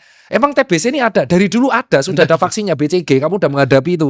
Kenapa harus panik? Ya kamu panik karena kamu baca berita, that's it. Iya. Aslinya tuh nggak ada. Menarik. Biasa-biasa aja gitu loh. Nah. Hidup normal 9 to 5, cari kerja, cari uang, that's it. Kita tuh sudah susah sekarang dengan persaingan dan layoff di mana-mana. Jadi kayaknya ditambah dengan isu COVID yang naik lagi ini kayaknya bisa membuat orang panik. Oke. Ini gue ada menarik sesuatu yang gue baru kayaknya 3-4 bulan ini pelajari dok. Jadi gue baru, karena mungkin pengaruh dari teman-teman juga. Teman-teman gue tuh banyak yang semua sehat-sehat sebenarnya. Gue tuh paling gak sehat lah di antara pergaulan gue ini. Gue paling gak sehat. Teman-teman gue tuh semua suka lari, suka gym, suka hit. Oh ya? Olahraga gue cuma basket, itu pun waktu SMA. Dan sekarang udah gak pernah olahraga lagi. Ya paling gym seminggu sekali lah gitu. Itu kan mager-mageran. Jadi longevity itu apakah kita sekarang itu di tahap yang teknologinya itu udah bisa untuk anti aging atau belum? Wah ini menarik nih. Karena penelitian-penelitian tuh ada alasan kenapa kok sekarang teknologi yang terbarukan di health itu penelitian mengenai stem cell. Bisa dijawab dan prediksimu benar. Jadi longevity di dalam usia ini akan menjadi sebuah isu terkini. Memang benar, memang betul. Dan akhirnya ada 2 pendapat di sini. Longevity yang pertama dia itu hidupnya dengan straight age. Aku bilang jadi ya menjauhi minum, terus dia hidup tanpa rokok, dia sangat clean eating, olahraga tiap hari. Yang kedua itu dia fokus ke penelitian stem cell. Stem cell ini kan sebenarnya penelitian dan anti-aging yang sudah dikembangkan di beberapa negara dan akan menjadi future dari health. Dan itu jawabanmu benar. Ya. Nah jawabanku adalah what if kalau kita bisa melakukan dua-duanya.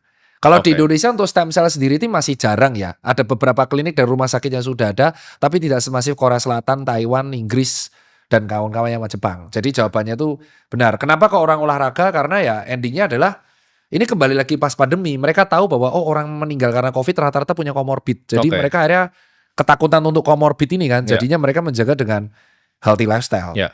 Gitu. Nah, Ivan aja lari kan, sampai mereka buat semua itu aktif sayap banget. putih coffee. Oh iya, Sayap Putih Coffee bikin buat lari. Event lari lagi. Iya, itu adalah plot twist yang tidak aku menduga tiba-tiba buat event olahraga. Siawi. Karena gue juga bilang ke Ivan dan anak-anak, menurut gue tren kedepannya akan berubah, Dok. Jadi tren kedepannya itu bukan cuman minum tuh udah gak keren zaman sekarang. Yang keren tuh lari, naik sepeda, main pedal. Itu yang keren tuh itu. Jadi udah mulai shifting. Nah ini pertanyaan gue, pernah dengar Brian Johnson nggak? Iya. Nah, Brian Johnson kan punya misi, dia orang yang sangat kaya tadinya, bikin startup udah exit, terus dia misinya nggak pernah mati kan? Betul. Jadi dia itu bikin yang namanya blueprint. Dari blueprint ini menurut dia yang pertama paling penting tuh tidur. Ya. Tidur, habis itu makan. Kalau gua nggak salah, habis nutrisi yang masuk tuh, jadi dia kontrol gini. Kalau makanan dia bukan apa yang dia pengen makan, tapi apa yang organnya sebenarnya pengen makan. Iya, betul. Dia tanyanya terbalik tuh. Karena menurut dia organ tuh ada umurnya. Iya, jadi betul. kalau lu bisa atur umur organnya, itu lu bisa hidup, basically lu bisa delay agingnya. Jadi dia delay aging 0,67. Gak tahu kalau dia bener atau salah kan. Iya. Jadi basically dia jadi manusia yang paling banyak dites semuanya ini untuk longevity. Karena tikus sekarang udah bisa terbukti hidup lebih panjang sekarang. Iya. Tikus tuh udah bisa. Menurut lu mungkin gak manusia itu bisa perpanjang perlambat aging seperti itu? Dengan teknologi sekarang ya. Karena aku melihat sendiri masalahnya. Jadi melihat sendiri. Iya, ini melihat sendiri. Jadi karena gue lagi pengen, jadi aku penasaran. Gue jadi penasaran. Akan ngomong di 3 hal ini. Pertanyaan menarik, aku gak pernah. Ya namanya, aku udah menduga akan muncul pertanyaan-pertanyaan aneh kayak gitu. Asu dia susah lagi jawab. Jadi itu jawaban benar banget sih Brian tuh. Jadi dia bilang kan kalau nggak salah, yang terakhir tuh stres. Jadi jadi harus punya keluarga ya, dan teman-teman. Keluarga atau teman. Jadi dia bilang yang pertama tuh tidur. Betul. Tidur itu adalah saat si organ itu recovery. Makanya kan aku selalu bilang, orang yang shift malam itu udah satu langkah di belakang orang lain. Aku kan bilang gitu saat itu, bahwa orang yang shift malam, kerja di waktu malam, shift malam, itu kita udah satu langkah di belakang orang yang bisa tidur saat malam. Karena ketika malam, recovery organ kita itu maksimal. Jadi ibaratnya kalau recharge dia maksimal. Recovery saat siang tuh bener, tapi nggak semaksimal malam. Dia bilang yang kedua, makan yang dibutuhkan oleh tubuh. Itu yang dikeluar-keluarin sama orang. Lu bisnis apa paling laku di Indonesia? Makanan manis kan? Pasti. Minuman manis kan? Ya, itu racun kan? Itu memperpendek umur. Karena kita tuh sudah makan gula dari nasi, terus kau tambahin sama minuman manis. Tapi faktanya orang Indonesia, es teh jumbo sama kopi susu gula aren itu adalah 2 minuman yang paling laris di Indonesia. Tapi gue bingung, itu kopi susu gula aren tuh apa sih yang diminum itu? Gue jujur ya, kalau kopinya nggak americano gue nggak bisa. Kopi kasih gula. Iya, gue nggak bisa. Gulanya tuh double rasanya. Jadi gulanya dari susu laktos itu udah 8 gram sama gula tambahan. Bukan yang nggak enak kayak justru. Kopi kan harusnya rasanya bukan pakai gula. Orang Indonesia tuh suka manis. Makanya pas aku lihat industri apapun yang di Indonesia laku, yang kaya tuh pasti es teh manis. Pantes Dok, gue tuh kadang ke kafe ya, yang biasa gue nggak datengin. Gue mintakan es americano, pakai gula Pak. Hah? Gue kayak, lu sekolah di mana barista lu pakai gula es americano? Karena memang akhirnya dia kenapa tanya kayak gitu? Karena orang Indonesia banyak tuh berarti yang begitu ya. Banyak banget. Oh, ini gue baru tahu nih. Gula itu bisnis gula sama garam. Jadi orang Indo tuh kalau nggak ada rasa mereka tuh nggak mau. Oke. Dan aku tuh confirm ke teman-teman yang kuliah di luar negeri, mereka tuh makanan awalnya tuh hambar dan garam tuh suruh nambah sendiri aja. Dan bisa request. Nah, itu yang nomor 2 ya. Jadi terus yang nomor 3 itu bener banget dia bilang stres. Terus yang keempat tuh kalau bisa olahraga. Nah, tapi ada yang kelima nih. 5 tuh teknologi. Dan aku ngeliat, aduh ini ribet lagi ngomongnya. Aku gak bisa sebut namanya, tapi kalau off the record bisa. Ada seorang pengusaha klinik dermatologis ternama di Indonesia. Gede banget kliniknya, dan aku kenal. Dia itu kulitnya sangat muda, coy. Umurnya udah mau kepala 6. Tapi kulitnya itu. Jadi dia berhasil anti-agingin kulitnya. Iya bro. Jadi ini benar, ini pengusaha kaya raya banget. Tapi silent ya, silent rich. Jadi dia ngusaha klinik dermatologis. Setiap kali aku meeting sama dia suami istri. Istrinya tuh kayak gadis umur 20 tahun Pak kulitnya. Padahal udah mau kepala 5. Sementara suaminya sehat banget kulitnya. Pas aku tanya, ini gimana coy tipsnya? Saya gak pernah olahraga Dok. Asu, aku ditantang. Dia juga dokter gitu. Tirta aku gak pernah olahraga gitu. Nah jarang malahan. Kamu gak usah ngoyong-ngoyong, gak usah maksa-maksa, nanti mati loh. Lah Pak dokter gimana nih bisa halus gini kulitnya? Ya dia memanfaatkan teknologi yang sudah ada. Jadi Oke. dia meneliti, dia jadi probandus penelitiannya. Iya, itu kayak Brian Johnson persis berarti. Persis kayak gitu. Nah, orang yang begini tuh udah mulai banyak. Jeff Bezos salah satunya. Lah ini di Indonesia banyak. Lah itu dua itu Oh. partnerku. Aku melihat sendiri di depan mataku. Kuliah itu bagus banget, literally bagus banget. Iya. Ini perawatan apa ya?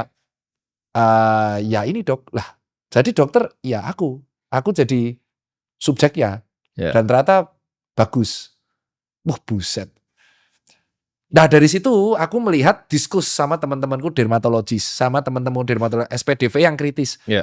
Kayaknya future kita besok health technology, Oke. longevity. Entah itu di Longevity, ya. kulit atau organ. Oke. Nah, ini kan kita mungkin bahas yang pertama dulu ya, tidur ya. Ha-ha. Tidur ini gue ada pertanyaan, Dok. Kalau Brian Johnson dia punya protokol, dia tidur jam 8.30, dia bangun tuh jam 5, jadi sekitar 8,5 jam dia selalu tidur perfect sleep selama setahun. Gue itu nggak bisa, Dok, tidur jam 8.30. Mungkin karena lifestyle juga, karena di olahraga juga. Gue kan tidur tuh malam. Ya lu gabut kayak gini, rumah Ya. segede ini, uang sebanyak itu, saya sudah tahu. Iya. Jadi gue biasa tidur tuh jam 3, Dok. Tapi gue gini, gue tuh dulu kan waktu belum punya duit masih gawe, itu tidur itu kurang. Jadi kayak mungkin 5-6 jam. Sebenarnya jelek banget itu kan. Tapi kalau sekarang tidur tuh kayak prioritas utama gue. Gue nggak peduli, gue tidur bablas. Jadi bisa tidur jam 3, itu bangun bisa jam 11, bisa jam 12. Oke. 8,5 bisa sampai 9 jam bahkan. Oke. Nah, itu mendingan, itu lebih jelekkah begitu yang dari malam, dari subuh ke pagi, ke siang banget, atau mendingan gue mundurin kayak ke jam 10 buat ini? Oke, ini jawabannya ada. Jadi di zaman dulu kan kita menganggap penelitiannya itu ada bahwa tidur yang siang nggak bisa gantiin tidur yang malam. Ternyata penelitian terbaru kan teman-teman, dan itu yang nge-share teman-temanku dokter saraf juga. Yang penting itu durasi tidurnya. Oke, tapi berarti Berapa jam berapapun itu. yang namanya circadian rhythm itu nggak ada yang Plot matahari twist-nya itu. itu. Nggak Jadi ada. kalaupun kamu nggak bisa tidur malam, mungkin recovery-mu tidak akan maksimal. Tetapi kalau kamu tidurnya tetap dengan maksimal di jam yang lain, Iya. itu akan bisa membantu kerusakan sel. Oke, jadi masih oke juga Masih kalau oke. tidurnya lama tuh masih Iya, oke jadi juga. akhirnya kita merevisi edukasi kita dan namanya ilmu ya, bahwa yang penting sekarang bukan jam tidurnya, tapi durasi tidurnya. Tidur Oke. berkualitasnya. Let's say gini, kamu tidur bisanya 5 jam. Tapi dalam 5 jam itu kamu sangat berkualitas. Bener-bener tidur glek, terus bisa bangun. Itu akan lebih maksimal daripada kamu tidur 8 jam tapi bangun tidur. Kan ada orang gitu. Oh. Tidurnya 8 jam tapi 2 jam sekali bangun. Terus tidur lagi bangun. Nah itu justru lebih maksimal yang dia 5 jam. Daripada yang dia 8 jam tapi tiap 2 jam tuh siklus bangun. Oke. Berarti dia nggak bisa masuk deep sleep. Ternyata yang penting itu durasi dan kualitas tidur. Bukan jam tidurnya, Oke. bukan jam berapa, bukan lama tidurnya. Nah orang tahu dulu kan taunya tidur harus malam dan lama. Enggak, bukan lama, tapi kualitas tidur dan durasi tidurnya. Itu yang Oke. aku agak beda sama Brian. Karena dia kan bilang harus saklek di jam 8, bangun jam 5, 8 Iya. jam. Kalau di kita tuh malah penelitiannya durasi tidurnya asal maksimal, mau tuh 3 jam, 5 jam, dan itu jam berapapun, asal kau tidur maksimal dan tidur itu aman. Oke, asal tidur dan aman. Nah, Yang nggak bahaya tuh misalkan 24 jam kamu nggak tidur, Ya. terus kerja lagi. Oh itu habis tuh. Oke. Kita mungkin ke yang makanan ya, karena ini juga sesuatu yang lagi gue coba benahin nih. Karena gue makan tuh gue tidur dulu hancur, makan hancur, gue semuanya hancur lah. Kesehatan gue hancur. Kalau gue nggak mungkin bisa ikutin Brian Johnson, itu kan ekstrim, itu ekstrim case. Gue nggak mungkin. Gue makan makanan dia pasti muntah gitu. Makanan itu kayak gimana sih yang paling efisien? Kan ada yang ngomong carnivore, ada yang paleo. Semua ya. Ada paleo tuh yang makanan 1000 tahun lalu. Jadi kayak kalau jus jeruk tuh nggak boleh diminum. Yang perlu diolah pakai teknologi modern tuh nggak bisa. Jadi makanan yang harusnya busuk sebenarnya. Oke. Makanan fresh. Diet apa sih yang harusnya dilakuin sama manusia buat efisien? Kita tuh omnivora itu dulu. Dah, Oke. kita tuh basicnya omnivora, terlihat dari gigi. Jadi kalau carnivore diet itu bisa bahaya? Enggak, bisa bahaya bisa enggak, tergantung genetiknya. Nah ini kadang orang tuh nggak tahu bahwa kita tuh punya genetik. Dan genetik orang sekarang tuh, ini aku harus tahu ya. Aku harus ngomong bahwa penyakit zaman sekarang itu terkait banget sama genetik. Dan aku tuh nggak bisa mencegah itu. Rata-rata orang yang memiliki bapak ibu serangan jantung, itu dia juga akan kena di masa akan tua. Oke. Sama ya.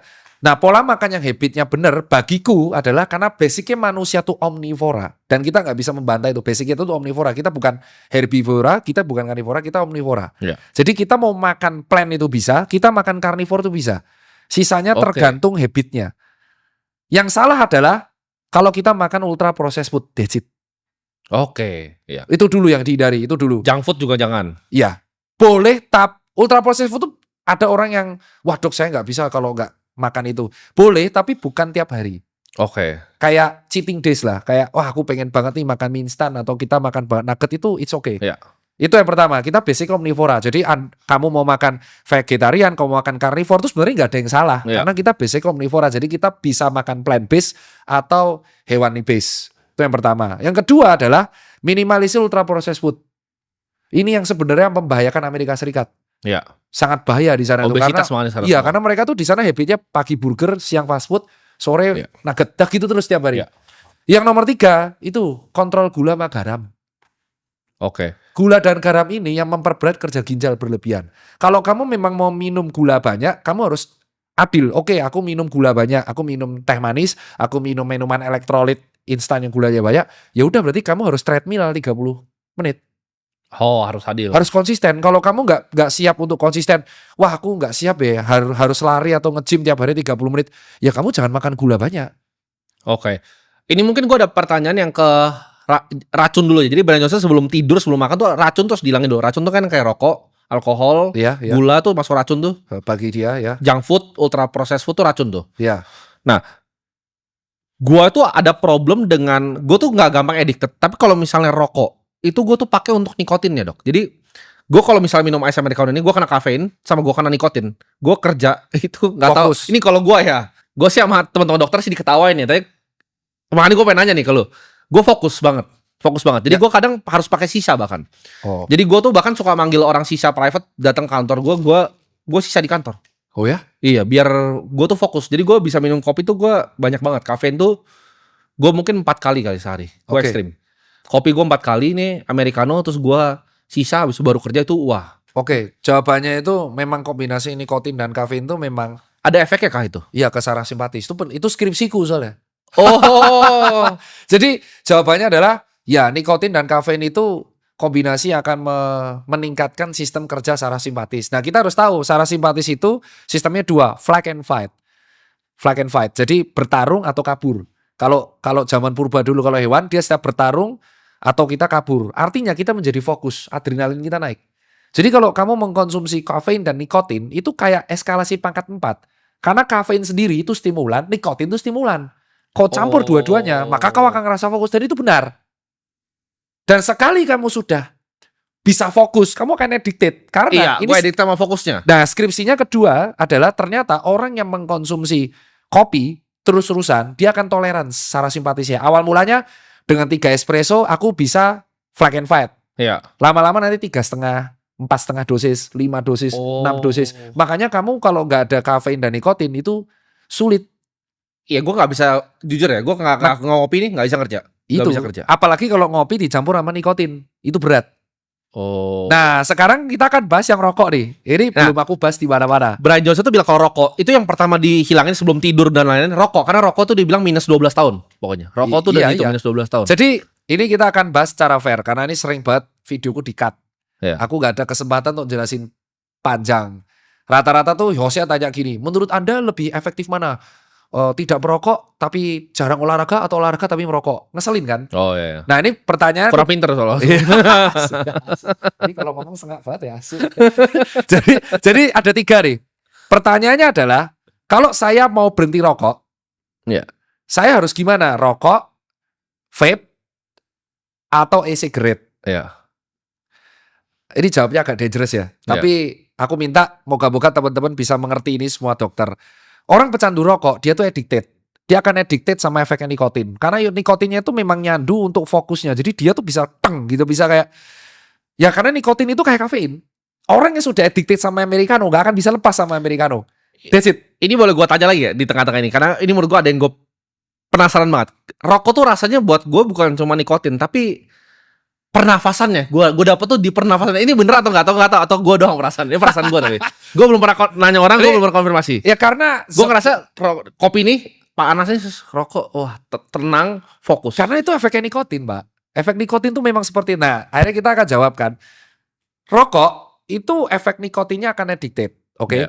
Nah, lucunya karena kita di Asia Tenggara, memang betul ada beberapa orang yang genetiknya tuh tahan asap rokok. Oke. Itu menjawab pertanyaan sebelum ada yang bantah, eyang kakung saya ngerokok hidup-hidup aja. Ya betul, karena di dunia ini kita ada genetik yang memang dia bisa tahan seperti itu. Oh, oke. Nah itu menjawab dulu. Terus kedua, Brian Johnson bilang apakah rokok itu mengurangi 12 tahun? Kita nggak bisa tahu ya, kurang 12 Iya. itu terlalu ekstrim ya. Iya. Tapi kita tuh tidak punya organ di dalam tubuh yang bisa mengolah asap rokok. Jadi benar-benar tergantung apes-apesan. Kalau ternyata organ tubuhmu nggak tahan sama asap rokok, ya akhirnya pembuluh darah jadi keras, jadinya pernafasannya terganggu, dan akhirnya dia menjadi tensinya naik, Dejit. Oke. Clear ya? Tapi kalau ternyata genetiknya tahan, dia beruntung, dia bisa sampai 100 tahun. Oke. Nah itu yang rokok. Nah rokok zaman dulu sama sekarang itu berbeda. Ya sekarang sudah ada rasa-rasanya. Bukan hanya ada nikotin dan tembakau tok, bukan Oh, hanya iya, iya. cengkeh, tapi sekarang ada perasanya, ada, dan itu membuat tambah Macam-macam. dangerous. Nah akhirnya orang kan akan membuat solusi gimana orang berhenti merokok. Maka ada teknologi, ini awal sejarahnya. Mereka membuat e-cigarette dengan bertujuan, orang-orang yang berhenti rokok ini kan kecanduan nikotin. Yuk kita buat e-cigarette biar seperti closing dose. Jadi nikotinnya bisa dikontrol kan dengan e-cigarette. Jadi addicted-nya nanti bisa jadi 0 kayak metadon lah kalau rehab. Iya. E-cigarette ini malah menjadi addicted yang baru. Lebih parah malah. Lebih parah Iya. ditambah dengan vape. Nah yang lucu adalah kenapa kok tiga-tiganya berbahaya? Karena penelitian selama 50 tahun terakhir itu baru meneliti soal rokok. Kita tuh belum tahu endingnya e-cigarette sama vape nih kayak Baru apa. kan soalnya. Iya, makanya baru viral sekarang. Karena Oke.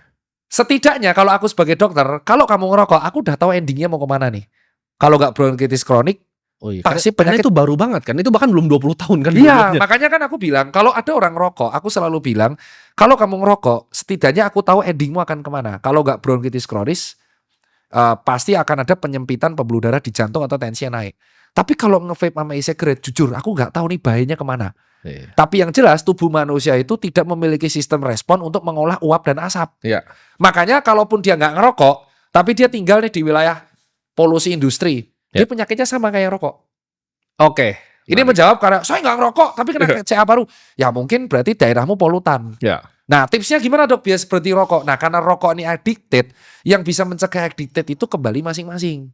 Nggak bisa tuh dokter bilang, Timothy ini rokok berbahaya, berhenti ngerokok. Tak jamin, itu berarti taruhan potong telinga, dia tidak akan berhenti ngerokok. Kamu nggak akan berhenti rokok. Ya. Yang bisa membuat orang berhenti rokok tuh niat dari saya. Aku tuh 17 tahun ngerokok.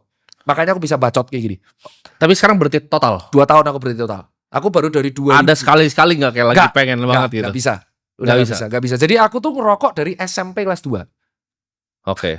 Sama-sama. Gue juga dari SMP. Parah aku. Dan aku tuh rokoknya tuh aku sebut merek itu Gudang Garam Merah, kretek Oh. coy. Dan ganti ke Gudang Garam Internasional, Garpit. Ya. Di Indonesia. Dan itu baru berhenti 2022 gara-gara aku mau ikut maraton. VO aku check upku hancur. Jelek banget medical check up-nya. Wah, hancur banget. Dan aku di situ bingung. Padahal aku udah lari, aku udah sepeda kok medical check up-ku hancur. Akhirnya aku stop rokok dan tersisa sampai sekarang. Jadi aku tuh kalau lari di atas 15 kilo, heart rate-ku tiba-tiba naik. Gak bisa kayak orang-orang Oke. normal. Nah itu yang membuat akhirnya efek rokoknya ketinggalan. Tapi aku bisa berhenti karena niat itu. Wah medical check up-ku hancur. Dari situ aku bisa mengambil kesimpulan. Aku tanya teman-temanku yang juga berhenti merokok. Mereka berhenti merokok tuh bukan karena desakan orang lain. Mereka berhenti ya karena pengen berhenti. Ya. Jadi selama kamu nggak pengen berhenti nih tim, ya kamu nggak akan berhenti. Kamu nggak Oke. akan berguna tuh dengerin ceramah Tirta, ceramah dokter jantung, nggak akan. Dan dokter yang merokok itu, Ya. aku bisa ngomong, itu juga ada dan banyak. Oh banyak. Kalau dokter merokok pasti banyak. Banyak. Jadi dokter-dokter jantung yang kesel di medsos itu sebenarnya bisa jadi kesel sama temannya juga. Makanya Iya. dia ngelapesin di medsos. Iya. Jadi maafkan kalau teman-temanku dokter jantung tuh kadang marah-marah soal perokok. Karena mungkin sejawatnya juga ada yang rokok. Ya. Jadi orang berhenti ngerokok tuh karena kesadaran masing-masing. Dan kamu ngerokok masih putih kan? Ya. Ada yang sana masih kretek. Ya Oh. itu. Nah tapi kalau dijawab Tapi itu preferensi kan sebenarnya. preferensi, ada bahaya di mana e-cigarette atau vape? Aku masih jawab, aku nggak tahu sejauh apa bahayanya mereka berdua. Karena kalau yang gue tahu dari e-cigarette ya, teman gue yang misalnya e-cigarette itu mereka lebih banyak dari ngerokok sih. Karena kayak gini, kadang main ke rumah orang nih. Kalau e-cigarette ini sekarang udah dibakar nih mas ini. Iya benar. Oh iya benar ya. Mereka lagi berak dibakar. Benar. Tapi kalau rokok kan harus keluar dulu kan. Iya kan ada yang boleh kan. Kalau misalnya di rumah gue sih yang ngerokok silakan gitu. Iya. Tapi kalau misalnya mereka ke rumah orang lain kan nggak bisa ngerokok kan mereka. Iya betul. Jadi mereka, tapi kalau e-cigarette banyak boleh. Makanya Restoran boleh. aku nggak bisa jawab konspirasi atau apapun. Tapi kalau rokok, dokter tuh tahu bahayanya ke arah mana. Dah 2, kalau nggak bronkitis pasti jantung, karena itu sudah ada datanya banyak. Oke. Dan kita kan, tapi kalau e-cigarette sama vape, aku tuh nggak tahu nih arahnya kemana. Oke. Tapi kalau emang sampai tua ngerokok dan ada itu mungkin karena genetiknya lebih Iya, tahan. itu aku jawab. Karena memang kita harus tahu bahwa Indonesia itu adalah negara yang genetiknya aneh-aneh. Iya. Dan usianya bisa ratusan tahun, ya mungkin kamu punya genetik yang bisa tahan sama asap. Oke. Dan ada orang yang genetiknya lemah juga. Jadi Iya.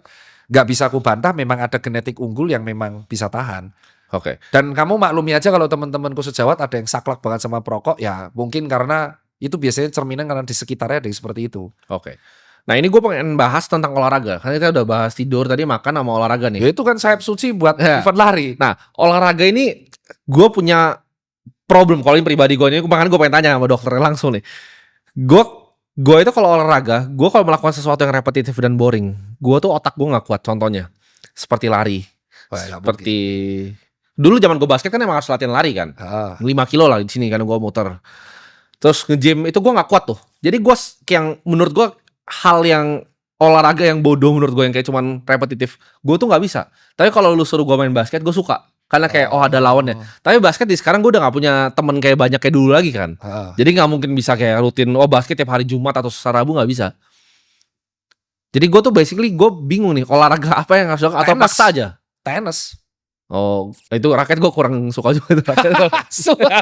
Nah, ini mirip sama beberapa case orang sih. Ya tapi aku tanya, sayap suci kemarin buat event lari sukses kan? Sukses. Ya Mereka anak-anaknya gila-gila lari, mereka mah gila-gila lari. Ya emang, makanya kan jadi gini, yang kamu suka itu namanya sport. Okay. Sementara yang kalau kita bahas lari dan cycling sama nge-gym itu exercise. Oke, gini deh, gue pengen nanya gini, biar lebih gampang. Exercise apa yang bisa dilakukan sampai ibaratnya gue tua? Karena gini, menurut gue kayak dokter Tita kan lebih ekstrim kan, bisa naik-naik gunung kan. Iya. Gue tuh naik gunung paling pos 1 udah ngerokok terus gue minta turun balik. Gue pasti gak kuat. Itu sulit sekali teman-teman. Itu pasti sulit sekali. Kalau lu kan bisa sampai begitu kan. Maksudnya apakah itu sustainable dok untuk lu sampai kayak umur 50 begitu? Sustain bisa. Dan sampai 60 gitu. Misal lu mau tetap exercise sampai 60? Iya. Masih tetap naik gunung kah? Masih. Lutut masih kuat kah semua? Masih. Bisa itu? Masih bisa. Karena gini Tim, kamu kan aku memaklumi kamu nggak suka sport. Karena aku akan bicara fakta, di usiamu dulu aku lagi suka cari uang. Iya. Dan aku tuh benci melakukan hal produktif, bener. Jadi aku cuman nge-gym tuh dulu member 2 bulan, 3 bulan dan selesai. Menurutku kenapa kamu lagi bosen? Ya karena kamu belum fasenya untuk merasakan hal itu. Semua yang seumuran lu bilangnya gitu. Lu tunggu aja lu. Ya, tapi kalau kamu pengen mencoba hal yang asik buat dirimu, aku justru menyarankan hal paling unik. Kamu tuh kurang, menurutku yang cocok sama kamu tuh yoga, bro. Yoga. Jadi gini, ini mungkin menarik. Kamu akan ketawain ya. Gak pilates sekalian. Gak, yoga. Jadi ini nih? aku justru pengen menyarankan ini. Kamu tuh hidupnya penuh dengan, menurutku dengan ambisi, ego dan target. Yang mana itu sangat wajar banget. Dan aku akan melihat videomu itu, wah emang ini cocok buat membangun motivasi anak muda. Cuman kamu tuh butuh satu sesi di dalam 1 hari itu untuk clean tanpa apapun. Dan yoga itu adalah salah satu olahraga yang kelihatannya orang ringan, tapi itu berat banget. Berat banget. Dan itu gerakannya banyak banget.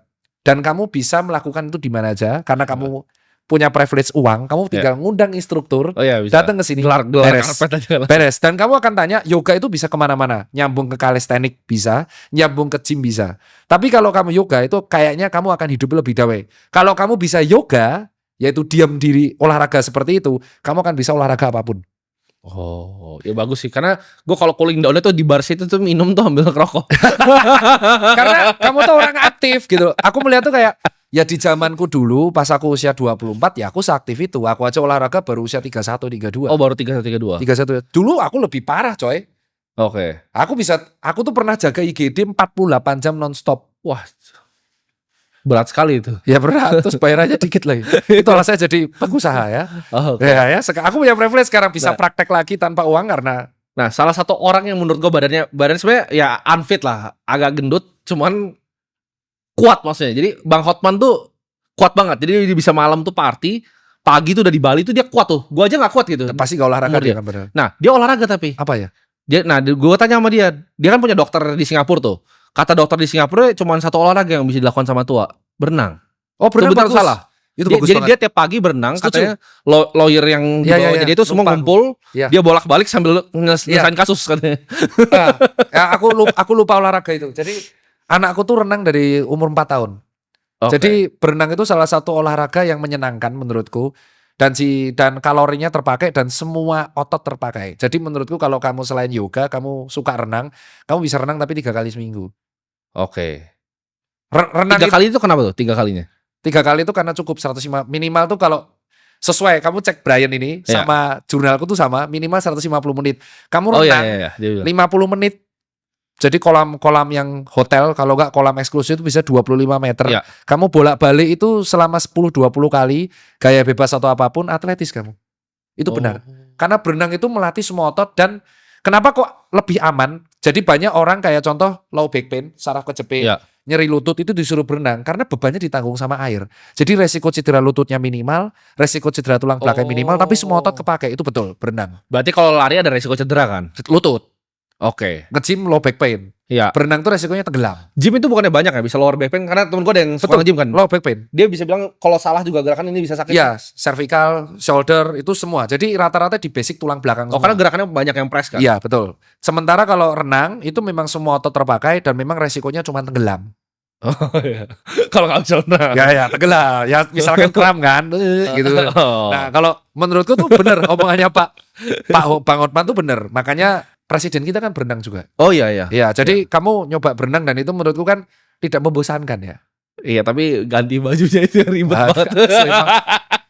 Gimana ya? Tapi masalahnya gini. Makanya gue tuh paling sulit olahraga itu. Nggak, aku gantian yang tanya deh. Iya. Aku malah pengen penasaran. Boleh ya tanya? Ya, boleh Dari tadi boleh dong. kayak interogasi terus ya bos. Di level keuangan ini kan kamu berarti udah freedom kan? Udah lama. Udah freedom. Let's say lu udah financial freedom. Terus kegiatan lu ngapain? Gini, gue punya ambisi. Jadi uangnya ini kan banyak yang tanyakan uangnya buat apa kan? Kalau ngomong freedom, kegiatan coy. Jangan tanya uang buat apa. Aku udah nonton podcast lu semua. kegiatannya itu kerja biasanya. Kerja gue bisa gini. Jadi lifestyle gue jam 3 tidur, bangun tuh bisa jam 11, kantor tuh jam 12. Misalnya ada syuting ya, biasanya syuting sama anak, beresin tuh syuting. Kalau nggak ada syuting ya gue kadang meeting di luar. Hah? Kantor paling cuma sebentar sampai jam 4. Habis itu pulang kantor, kadang bisa main di kantor Holy Wings juga. Hah? Bahas proyek. Habis itu bebas sih. Hidup gue sangat happy sih. Saya nggak ngapa-ngapain kan? Iya. Lu juga gak suka traveling kan? Nah iya, gue udah keliling semua. Gue udah keliling semua, jadi gue udah Kan selesai. kalau aku lihat olahraga enggak, Iya. ngopi di rumah. Travel tuh gini, travel dulu awal pas gue belum punya terlalu banyak duit seru. Tapi ketika lu punya duit buat kemana pun, pakai apapun di hotel manapun tuh jadi nggak seru lagi. Lu gue lihat lu punya mobil mah, tapi lu juga jarang sangat mori. Jarang, itu nggak pernah tuh gue. Nah, Kan nggak pernah. terus berarti Bawa sendiri, gue bawa sendiri. Bisa sama partner gue, kita berdua doang tuh bawanya. makanya gue bilang cara membunuh waktunya gimana? Cara membunuh waktu 24 jam nggak terlalu lama buat lu? enggak, karena gue banyak banget yang gue pikirin. Oh, ya berarti Karena gue mikirin untuk apa ke depannya mau ngapain. Karena gini, gue punya ambisi di hidup gue. Ke depannya gue pengen bangun 1.000 sampai lebih dari 1.000 sekolah kan. Jadi gue butuh uang yang sangat besar. Karena uang buat gue ini udah cukup. Jadi gue pengen mati sama 0. Jadi gue nggak pengen kayak anak gue tuh ada warisan atau apa, gue nggak mau. Oh, jadi pengen dinolkan. Kayak siapa tuh yang Warren Buffett. pengen Iya. dinolkan ya? Pengen gue nolkan nanti. Jadi di titik nol. Titik 0. Gue bagikan semua. Jadi karena mungkin kompleks kali ya. Karena usaha yang gue kerjain sangat intellectually demanding kali ya. Iya benar, mikir terus kan. Mikir terus ya. Karena itu. Jadi waktunya nggak kerasa. Nah, makanya membunuh waktunya itu dengan sport. Sejam aja. Sebenarnya iya kan, sebenarnya orang bilang tuh nggak ada alasan sebenarnya, nggak bisa luangin sejam tuh sebenarnya nggak ada alasan. Ya karena sebenarnya. hidup lu gabut, bos. Jadi lu harus tahu ya di rumah segede ini dengan uang sebanyak itu, terus ku pikir tuh lu sanmori tiap hari karena rata-rata. Oh enggak. Sanmori. Terus seberapa sering lu nongkrong di Holy Wing, minum itu sampai jam 2? Lumayan, bisa seminggu sekali 2 kali lah. Enggak tiap hari kan? Nggak tiap hari. Berarti kan 24 jam bagiku tuh lama banget dengan kalau financial freedom kan lu kerja kan sebenarnya cuma buat Opsional. formalitas kan. Formalitas. Mengontrol uangnya mau diapain ya. Iya. Gitu-gitu doang. Ya kan repot. Pendidikan juga ya repotnya itu loh. Iya. Itu makanya Mungkin gue ada hobi baru, gue ada hobi filantropi lah. Hobi baru gue suka challenge bangun-bangun sekolah. Sama Nggak seru menurut gua. lukisan, art. Ya koleksi lah, tapi kan gue lebih ke investasi kan. Nggak mungkin karena pekerjaan gue di investasi ini yang menarik, karena gue harus cari opportunity paling baru kan di Iya benar. investasi. Itu yang menarik buat gue. Ya itu makanya lu gak ada pilihan, harus mencari di bidang sport. Golf gak suka? Golf tuh dulu gue pernah main tapi terlalu lama. Jadi lama. Golf tuh lama 6 jam gitu. 18 hole tuh 6 Tenis jam. gak suka? Bukan gak suka, gak berbakat. Raket gue belajar 2 bulan gak bisa serve. Jadi gue gak berbakat. Padel yang lagi booming. Nah itu sama. Kalau pokoknya raket-raketan, badminton, tenis, padel tuh gak bisa main gue. Oke. Kalau basket gue bisa. Basket bisa. Basket gue dulu SMA lumayan ini. Gue main di DBL dulu. Jadi serius. Basketnya serius. Nah kenapa lu gak buat basket rutin aja sama tim lu? Enggak. Sekarang gak ada temen. Maksudnya waktu gue kan dulu sempat punya klub basket tapi udah gue jual kan. 2021 gue punya klub IBL. Nah, terus? Jadi gue tuh pernah ikut coba latihan sekali hampir mati. Gak, karena gue kaget. Dulu kan mungkin masih kurus ya. Gue tuh dulu 77, 78. Nah sekarang? Sekarang 97 kayaknya gue. Ya, tapi gak kelihatan karena lu kan 180 kan? Iya, tapi dulu gue kurus banget. Jadi gue ketika badannya berat, gue aja kaget. Kemarin tuh teman gue tuh ada yang hobi fitness. Gue ditantang nge-gym kan sama dia. Ditanya ke gue, lu push up pasti bisa berapa? Gue kan 10 pasti bisa. Jadi semenit terus push up berapa? Semenit. Gue cuma bisa 6 pak.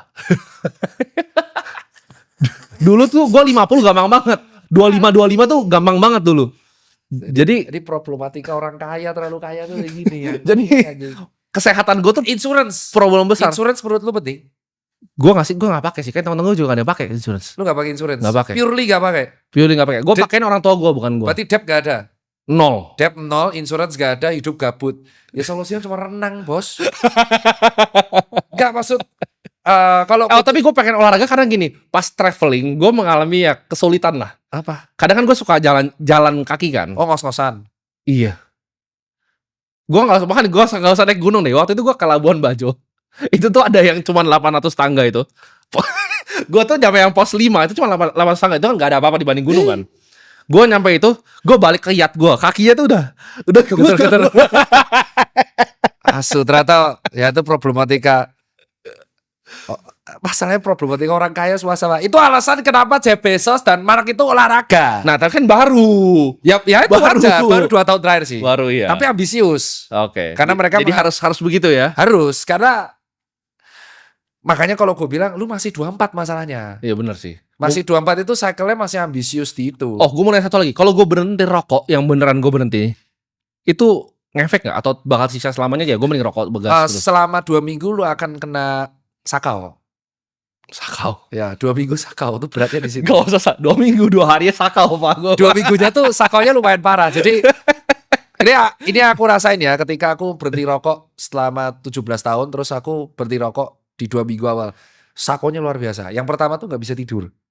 Oh, ya, gue bahkan kalau nggak bisa tidur tuh gue ke balkon nih. Ya ini bayangin nggak bisa tidur. Wah, kacau tuh. Itu hari pertama tuh nggak. Ini beneran terjadi. Ini aku rasa berhenti rokok tuh medical check up dan VO2 max-nya rendah banget. Terus heart rate-nya normal, tetapi gampang capek gitu ya. Jadi aku nggak bisa set panjang, bisanya powerful, remuk nih. Hari pertama tuh sakau, jadi nggak bisa tidur karena bergetar kayak GERD, kayak orang GERD. Jadi keringet dingin keluar, geter. Wah itu hari pertama. Oh, waduh. Itu hari pertama. Hari kedua akhirnya aku menemuin cara untuk mecahin sakau. Aku minum kopi. Oke. Kopi itu bisa menggantikan nikotin, kafein. Tapi aku pakainya es latte. Jadi biar tidak terlalu huek-huek, tidak mual saat itu. Jadi aku sehari 3 es latte itu. Baru di hari kelima, itu sakonya malah beda. Iya. Sakonya tuh sakit kepala. Nah ini yang mungkin jarang dirasain orang ya. Jadi para perokok itu kan rentan nikotin itu membuat tensi dan pembuluh darah itu kan tegang terus. Jadi ketika nggak ngerokok dia akan melebar. Jadi sakit kepala, migrain. Sering migrain aku. Oh. Nah baru nanti di hari ke-7 atau hari ke-10 kalau kamu tahan itu normal. Kalau gue mungkin lebih berat karena gue agak ekstrim. Gue tuh nikotin rokok udah gak kerasa. Jadi gue selalu pakai sisa sekarang. Sisa yang paling strong dark side dari Rusia itu gue. Gue betot terus. Anjir nih. Makanya kalau orang yang gak kuat, biasa gue nyaranin itu closing dose. Nah ini yang dokter jantung tuh kadang beda pendapat ya. Jadi aku selalu nyaranin, aku kalau tanya pasien, masnya ngerokok berapa lama? Sama kayak dokter 17 tahun. Oh ngerokoknya apa? Lah tanya. Aku hafal kan. Kretek atau mil. Kalau rokoknya mil, putihan. Wah, Gomil. gampang banget itu. Gampang. Gampang banget berhentinya karena Masa sih? rokok yang kebiasaan mil tuh gampang. Kayak mil kayak contoh, aku gak bisa nyebut merek lah. Mil rasa-rasa gampang banget itu. Kok stop 4 hari juga gak kerasa. Yang berat itu kalau dia kretek, sisa, cerutu. Wah, itu berat. Oh, apa sisa yang bikin gue berat ya? Ya karena nikotinnya padat banget, Bos. Iya, padat Padat banget. kali itu. Berat. Langsung mantap itu. Waduh, itu agak berat. Jadi aku biasa nyaranin stop sisanya, turunkan ke rokok yang lain. Oh, kok jadi kalau gua nggak sisa terus gomil masih oke nih. Ya, gak sisa, turunkan ke mil bertahap. Oke. Setelah milnya misalkan 1 bungkus turun jadi 10, 9, 8, 2. Baru nanti bisa 0. Oke. Itu yang menurutku benar. Nah, tapi kalau dokter jantung kan beda. Stop total. Cekot tanya sama semua dokter jantung. Rata-rata mereka Pasti stop total. masih mereka tanya, tapi kan mereka nggak tahu rasanya cara stop total Karena gimana. nggak pernah ngerokok. Karena lu. pernah ngerokok. Kalau aku tuh wah, cok, susah banget beneran. Susah banget. Asem itu bisa dilawan. Ngelawan asem itu makan. Jadi Iya. para perokok yang berhenti rata-rata obes ya. Karena dia tiap asem Oh, nyemil terus obes jadinya. Ya kan lebih berbahaya. Oke. Makanya aku bilang kalau perokok ini udah terlalu kenceng rokoknya, biasanya diturunkan rokok kretek ganti filter, rokok filter ganti putih, rokok putih kurangi dosis. Nah, e-cigarette itu dulu tujuannya adalah karena rokok putih itu kan nikotinnya X. Ya. Tapi sigaretnya bisa diatur sama vape. Oh. Malah tambah naik. Yang kebul-kebul banyak tuh loh, yang pakai koilnya banyak. Iya, iya. Nah, itu kan tambah banyak. Nah, makanya kalau lo sisa, saranku adalah sisanya stop, ganti rokok putih. Oke, menarik. Ini gue mungkin pertanyaan terakhir, Dok. Ini kita ada ternyata gue kan kemarin buka-buka lu terus muncul di TikTok kan. Kita pernah ngomong statement yang sama. Jadi gue tuh pernah ngomong kayak anak muda tuh sukanya scroll TikTok, terus coli kan. Terus scroll TikTok terus coli kan. Ternyata lu tuh pernah ngomong hal yang mirip. Iya Ya kan? Anak muda nih jangan cuman Coli doang. Coli doang. Nah, ini pertanyaan gue nih, kenapa sih anak-anak muda itu doyan coli, Dok? Itu pertanyaan gue. Karena gabut. Jawabannya itu karena gabut, Tim. Beneran. Oh. Kamu gabutnya kan cari uang. Tapi di luar sana tuh orang gak kayak kau. Orang di sana tuh kalau gabut lihat bokep, Pak. Ya itu gue nggak ngerti kenapa orang itu mau Ya gini, kayak orang tuh mau coli tuh itu gue nggak ngerti kalau ngapain. lu gabut, seberapa sering lu mengurus investasi lu atau lu portofolio? Oh, pasti setiap hari. Tiap hari kan? Setiap hari. Pernah gak lu gabut terus Nah, mereka tuh kalau gabut gak kepikiran itu. Mereka Oke. gabut itu pilihannya cuma 2. Ngebokep, nonton TikTok. Dah. Itu anak muda sekarang. Dan itu beneran. Makanya mereka ngaceng-ngaceng. Nah, itu beneran.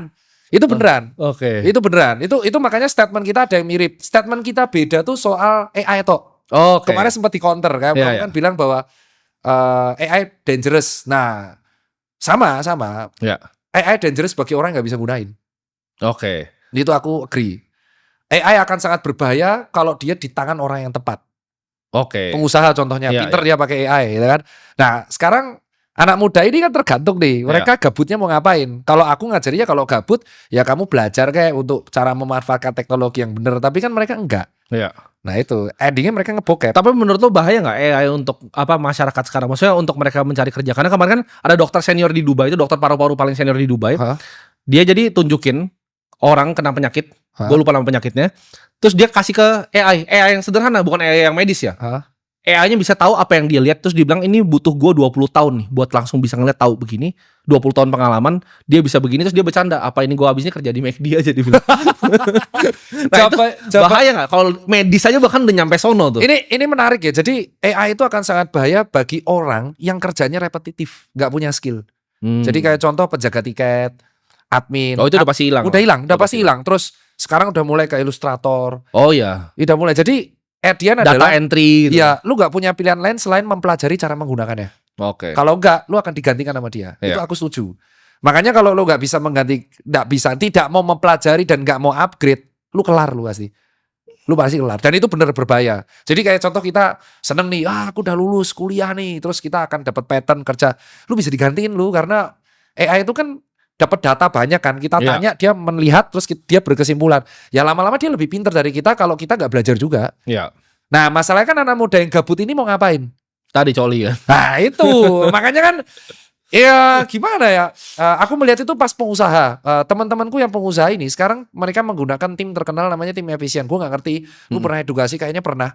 Jadi sekarang tuh pengusaha menggunakan tim efisien. Timnya tuh cuma 5 apa 6, Oh iya. tapi tulusnya baik banget AI-nya. Iya, iya. Dan mereka tuh sudah mulai lay off beberapa orang. Ya ini bisa digantiin.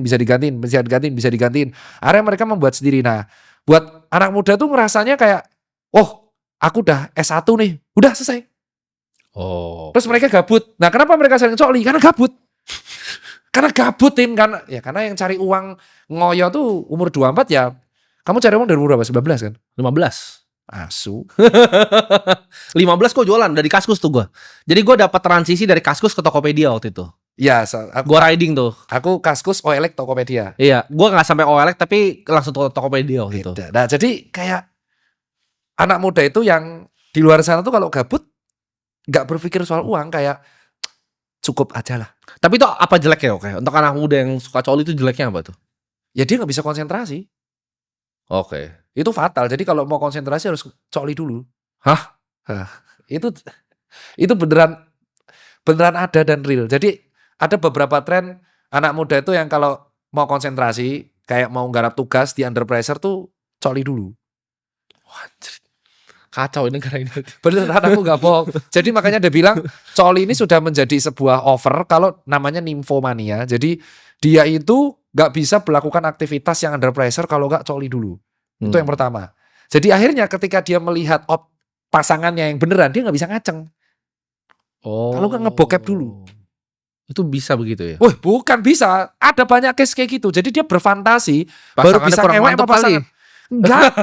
Beneran. Jadi dia tuh Kalau fantasinya seperti yang di bokep. Iya, fantasi harus Oke. dibuat kayak bokep. Makanya akhirnya banyak kelainan seksual kan, yang akhirnya dia tidak bisa menahan intrusive thinking. Jadi kayak contoh di pelecehan terjadi. Itu kan karena dia nonton bokep, fantasinya terjamin.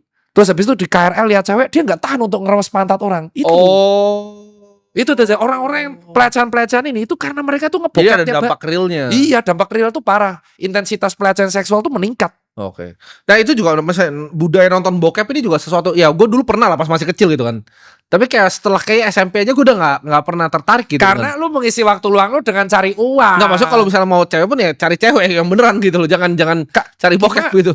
Karena mereka tuh gabut, Tim, beneran. Nih lu tanya yang nonton, orang yang coli rata-rata apa? Gabut. Jadi lagi malam-malam nih. Malam-malam nggak bisa tidur. Ih, coli ya. Gitu. Itu beneran. Itu rata-rata seperti itu. Lo kok dokter Tirta tahu? Karena aku pernah menghadapi pasien seperti itu. Hah? Pasien? Dia beneran curhat sehari 6 kali. Cara menghentikannya gimana? Jangan gabut, intinya itu. Jadi rata-rata jawabannya itu kenapa mereka coli? Karena gabut. Ketika gabut mereka tuh gak ngulik medsos, gak ngulik cari uang, gak nge-gym, gak olahraga. Makanya aku selalu edukasi, kalau ngaceng push up, karena biar gak gabut. Karena sekali kamu gabut dan kamu ngaceng, itu pasti endingnya seperti itu. Dan itu tidak hanya terjadi di anak muda. Bapak-bapak pun kayak gitu. Makanya kalau lihat ada bapak-bapak Facebook yang mesum kan. Oh iya. Itu gitu. Iya, terjadi di KRL. Kenapa kok banyak pelecehan di transportasi umum? Karena mereka tuh tidak bisa menahan pikirannya. Mereka fantasinya. Bokep itu akan terkait sama fantasi. Oke, menarik. Kau lihat tuh fantasinya. Kenapa kok orang suka yang tobrut? Ya karena mereka nggak bokepnya tobrut terus, Cok. Sesimpel itu. Mereka sukanya orang yang paling parah nih, ini paling parah. Kalau kita baca di threads, lu pernah tahu nggak ada parah bahwa orang-orang anak muda ABG ini suka cewek yang berputing pink. Wah, kalau gue kurang ngikutin tuh trennya begitu tuh. Ini beneran separah itu. Sampai akhirnya ada obat pembuat pink pentil di e-commerce. Ada, bisa Google itu. Pembuat pink pentil. Ada solusi, ada problem. Oh, ada problem, ada solusi. Iya, itu beneran. Aku tuh sampai, jadi ceritanya aku tuh sampai bingung sama demand masyarakat. Ternyata warna pentil itu masuk fantasi seksual ABG, Nyuk. Oh. Kejadian kemarin di threads, di X, ini viral. Ini beneran viral. Aku tuh sampai baca tuh sampai miris. Jadi di X itu ada yang nge-tweet terus direspon sama anonim. Ih gila, pentilnya maghrib banget. Wah, tuh chaos banget itu. Di-delete. Udah melecehkan, pakai nama agama pula kan. Itu hari dihujat masih bocil, Bro. Oh. Jadi mereka menganggap, akhirnya jawab, pentil itu kan puting, itu kan warna hitam coklat genetik. Ya enggak. Itu gimana ya rasanya puting warna hitam? Pasti rasanya asam gak enak. Tolol gitu. Itu asumsi sampai seperti itu, Nyok. Itu bahaya bokep tuh. Okay. Jadi mereka berasumsi bahwa semua cewek itu harus seperti bintang bokepnya. Bahwa pentelnya harus pink, kulitnya harus putih, rambutnya panjang, tobrut. Unik juga ya manusia. Bukan unik coy, itu beneran deh, beneran. Makanya aku bilang, Kak, itu beneran ada. Jadi sekarang tuh istilahnya, gue gak tahu ya istilah. Jadi kalau orang kulit hitam, skin kulitnya maghrib banget ya. Itu artinya kulitnya gelap sekali. Oh, ada diksi-diksi barunya. Ada diksinya. Terus jasa pembuat pink pentil. Jasa pemutih kulit juga banyak. Banyak. Itu karena mereka asumsinya tuh ngebokep ya lihatnya cewek kayak gitu. Akhirnya mereka memaksa jadi standar sosial. Iya, itu yang bahaya. Jadi karena sering ngecoli, jadi sering ngebokep, standar sosialnya seperti itu. Jangan coli kalian ya. Ya dan ingat pentil cewek, pentil manusia itu tidak hanya berwarna pink. Ada coklat muda, hitam, itu genetik. Dan warna pentil tidak berhubungan sama rasanya. Tolol kalau itu anjing. Itu kesel banget aku tuh. Itu kesel tuh harus tahu. Dan jangan melecehkan seseorang dengan kayak, wih kulitnya maghrib banget, yang enggak gitu. Itu rutin di TikTok. Okay. Soalnya temanku pernah mengalami. Oke. Dia lari, cowok kan lari. Wih mas, outfitnya sih keren. Tapi karena yang make mas jadi kayak orang perindapan. Oh. Anjing cuk, udah beli outfit susah payah. Akhirnya mas, Satisfy itu brand baju lari yang sobek-sobek. Iya. Mas, begitu mas yang pakai kok jadi gembel. Itu beneran di TikTok. Makanya rata-rata orang yang hobi ngebokep itu dia intrusifnya gak bisa dikontrol pikirannya. Oke. Gila, thank you banget. Ya, siap. Dokter Tirta. Ya. Ini pecah ini podcast ini.